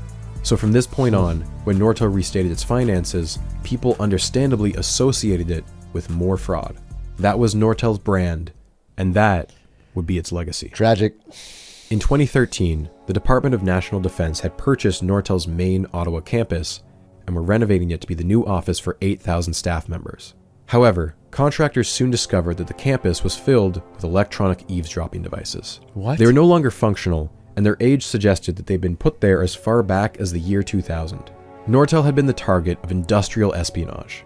D&D never confirmed the origin of the devices, and they likely belonged to more than one source. But in the minds of the public, this news just reinforced a rumor that had been reported a year earlier. Brian Shields was a security advisor who worked for Nortel for around 20 years, and in 2012 he alleged that Nortel had been infiltrated by Chinese hackers for over a decade.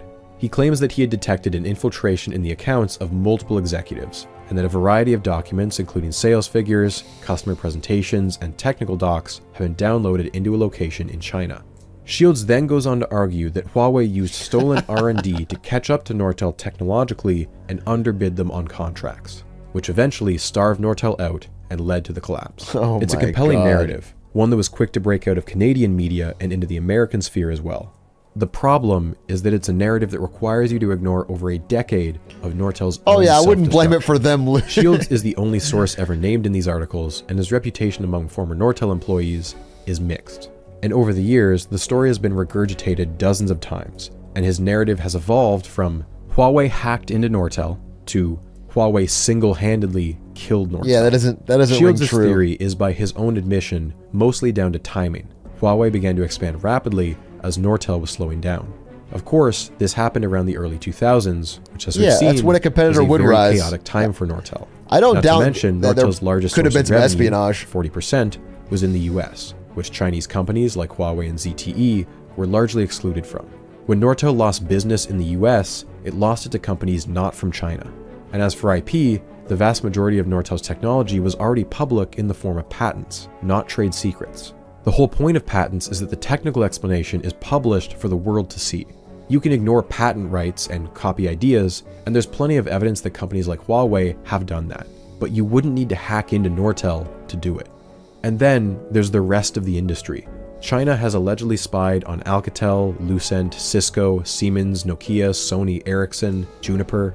But the difference is each of these companies either survived or consolidated. That's why I believe it, by the way. there's a lot of compelling evidence on some of those. The Sony Ericsson stuff especially. They've definitely done it. Whether it killed Nortel, I disagree with, but... Did someone in China steal technology from Nortel? Probably. But did it kill Nortel? Almost certainly not. Canadians want someone to blame. They want a bad actor with nefarious goals to be the root cause of why Nortel went under. It's why it's still so hard for people to accept that these three men were found not guilty. People want to point to fraud, or they want to point to China, because it would mean someone broke the rules. That is what's so infuriating about the saga of Nortel. No one broke the rules. In an interview with the Ottawa Citizen, an anonymous Nortel executive tried their best to defend giving out bonuses after firing thousands of employees. The money we took home was based on legally binding agreements that everyone understood. Out of this whole ordeal, this is the part that really gets me. They're not satisfied with just their millions. They want to shake your hand, they want to tell you how sorry they are, but they also want you to hate the game, not the player. I assure you, I've got more than enough energy to do both.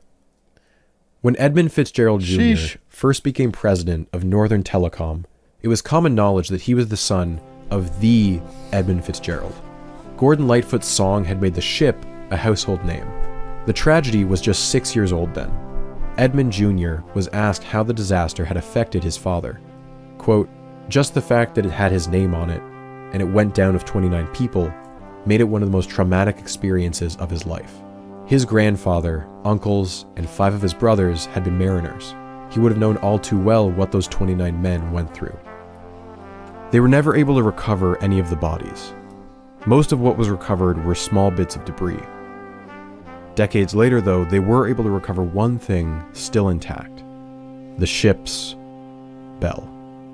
Each year, it's rung 29 times, one for each casualty. Edmund Sr. had no part in designing the boat. He had no say in its routes or cargo. It simply bore his name as a thank you during his retirement. And yet, he really has not been connected with the real world since then. In 2009, following Nortel's bankruptcy, John Roth was interviewed by the Ottawa Citizen. Since leaving Nortel, he had spent years of his life at his Caledon Hills estate. He spent his years continuing his hobbies, repairing old cars, constructing model trains, traveling with his wife. But when asked about Nortel, it was as if his past life never existed. Quote, "Nortel seemed an abstraction, just a company where he once worked. Years into his retirement, he was puzzled about why people were still interested in Nortel's boom and all its repercussions." How fucking out of touch can you be? Nortel? What?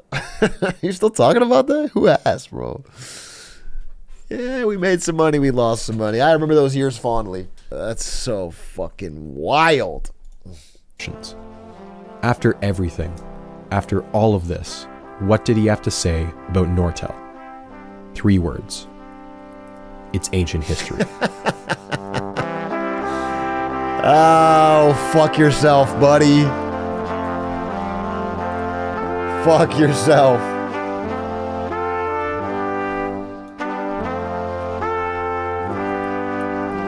That was a fantastic documentary. It was one of the best YouTube videos I've ever seen.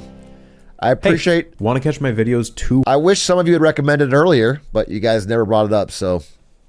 I'm glad I was able to, through my own will and sharp, keen senses, find it. Really, really, really, really enjoyed it. That was an actually good video essay, which is so rare on YouTube. 2 parts. Fantastic.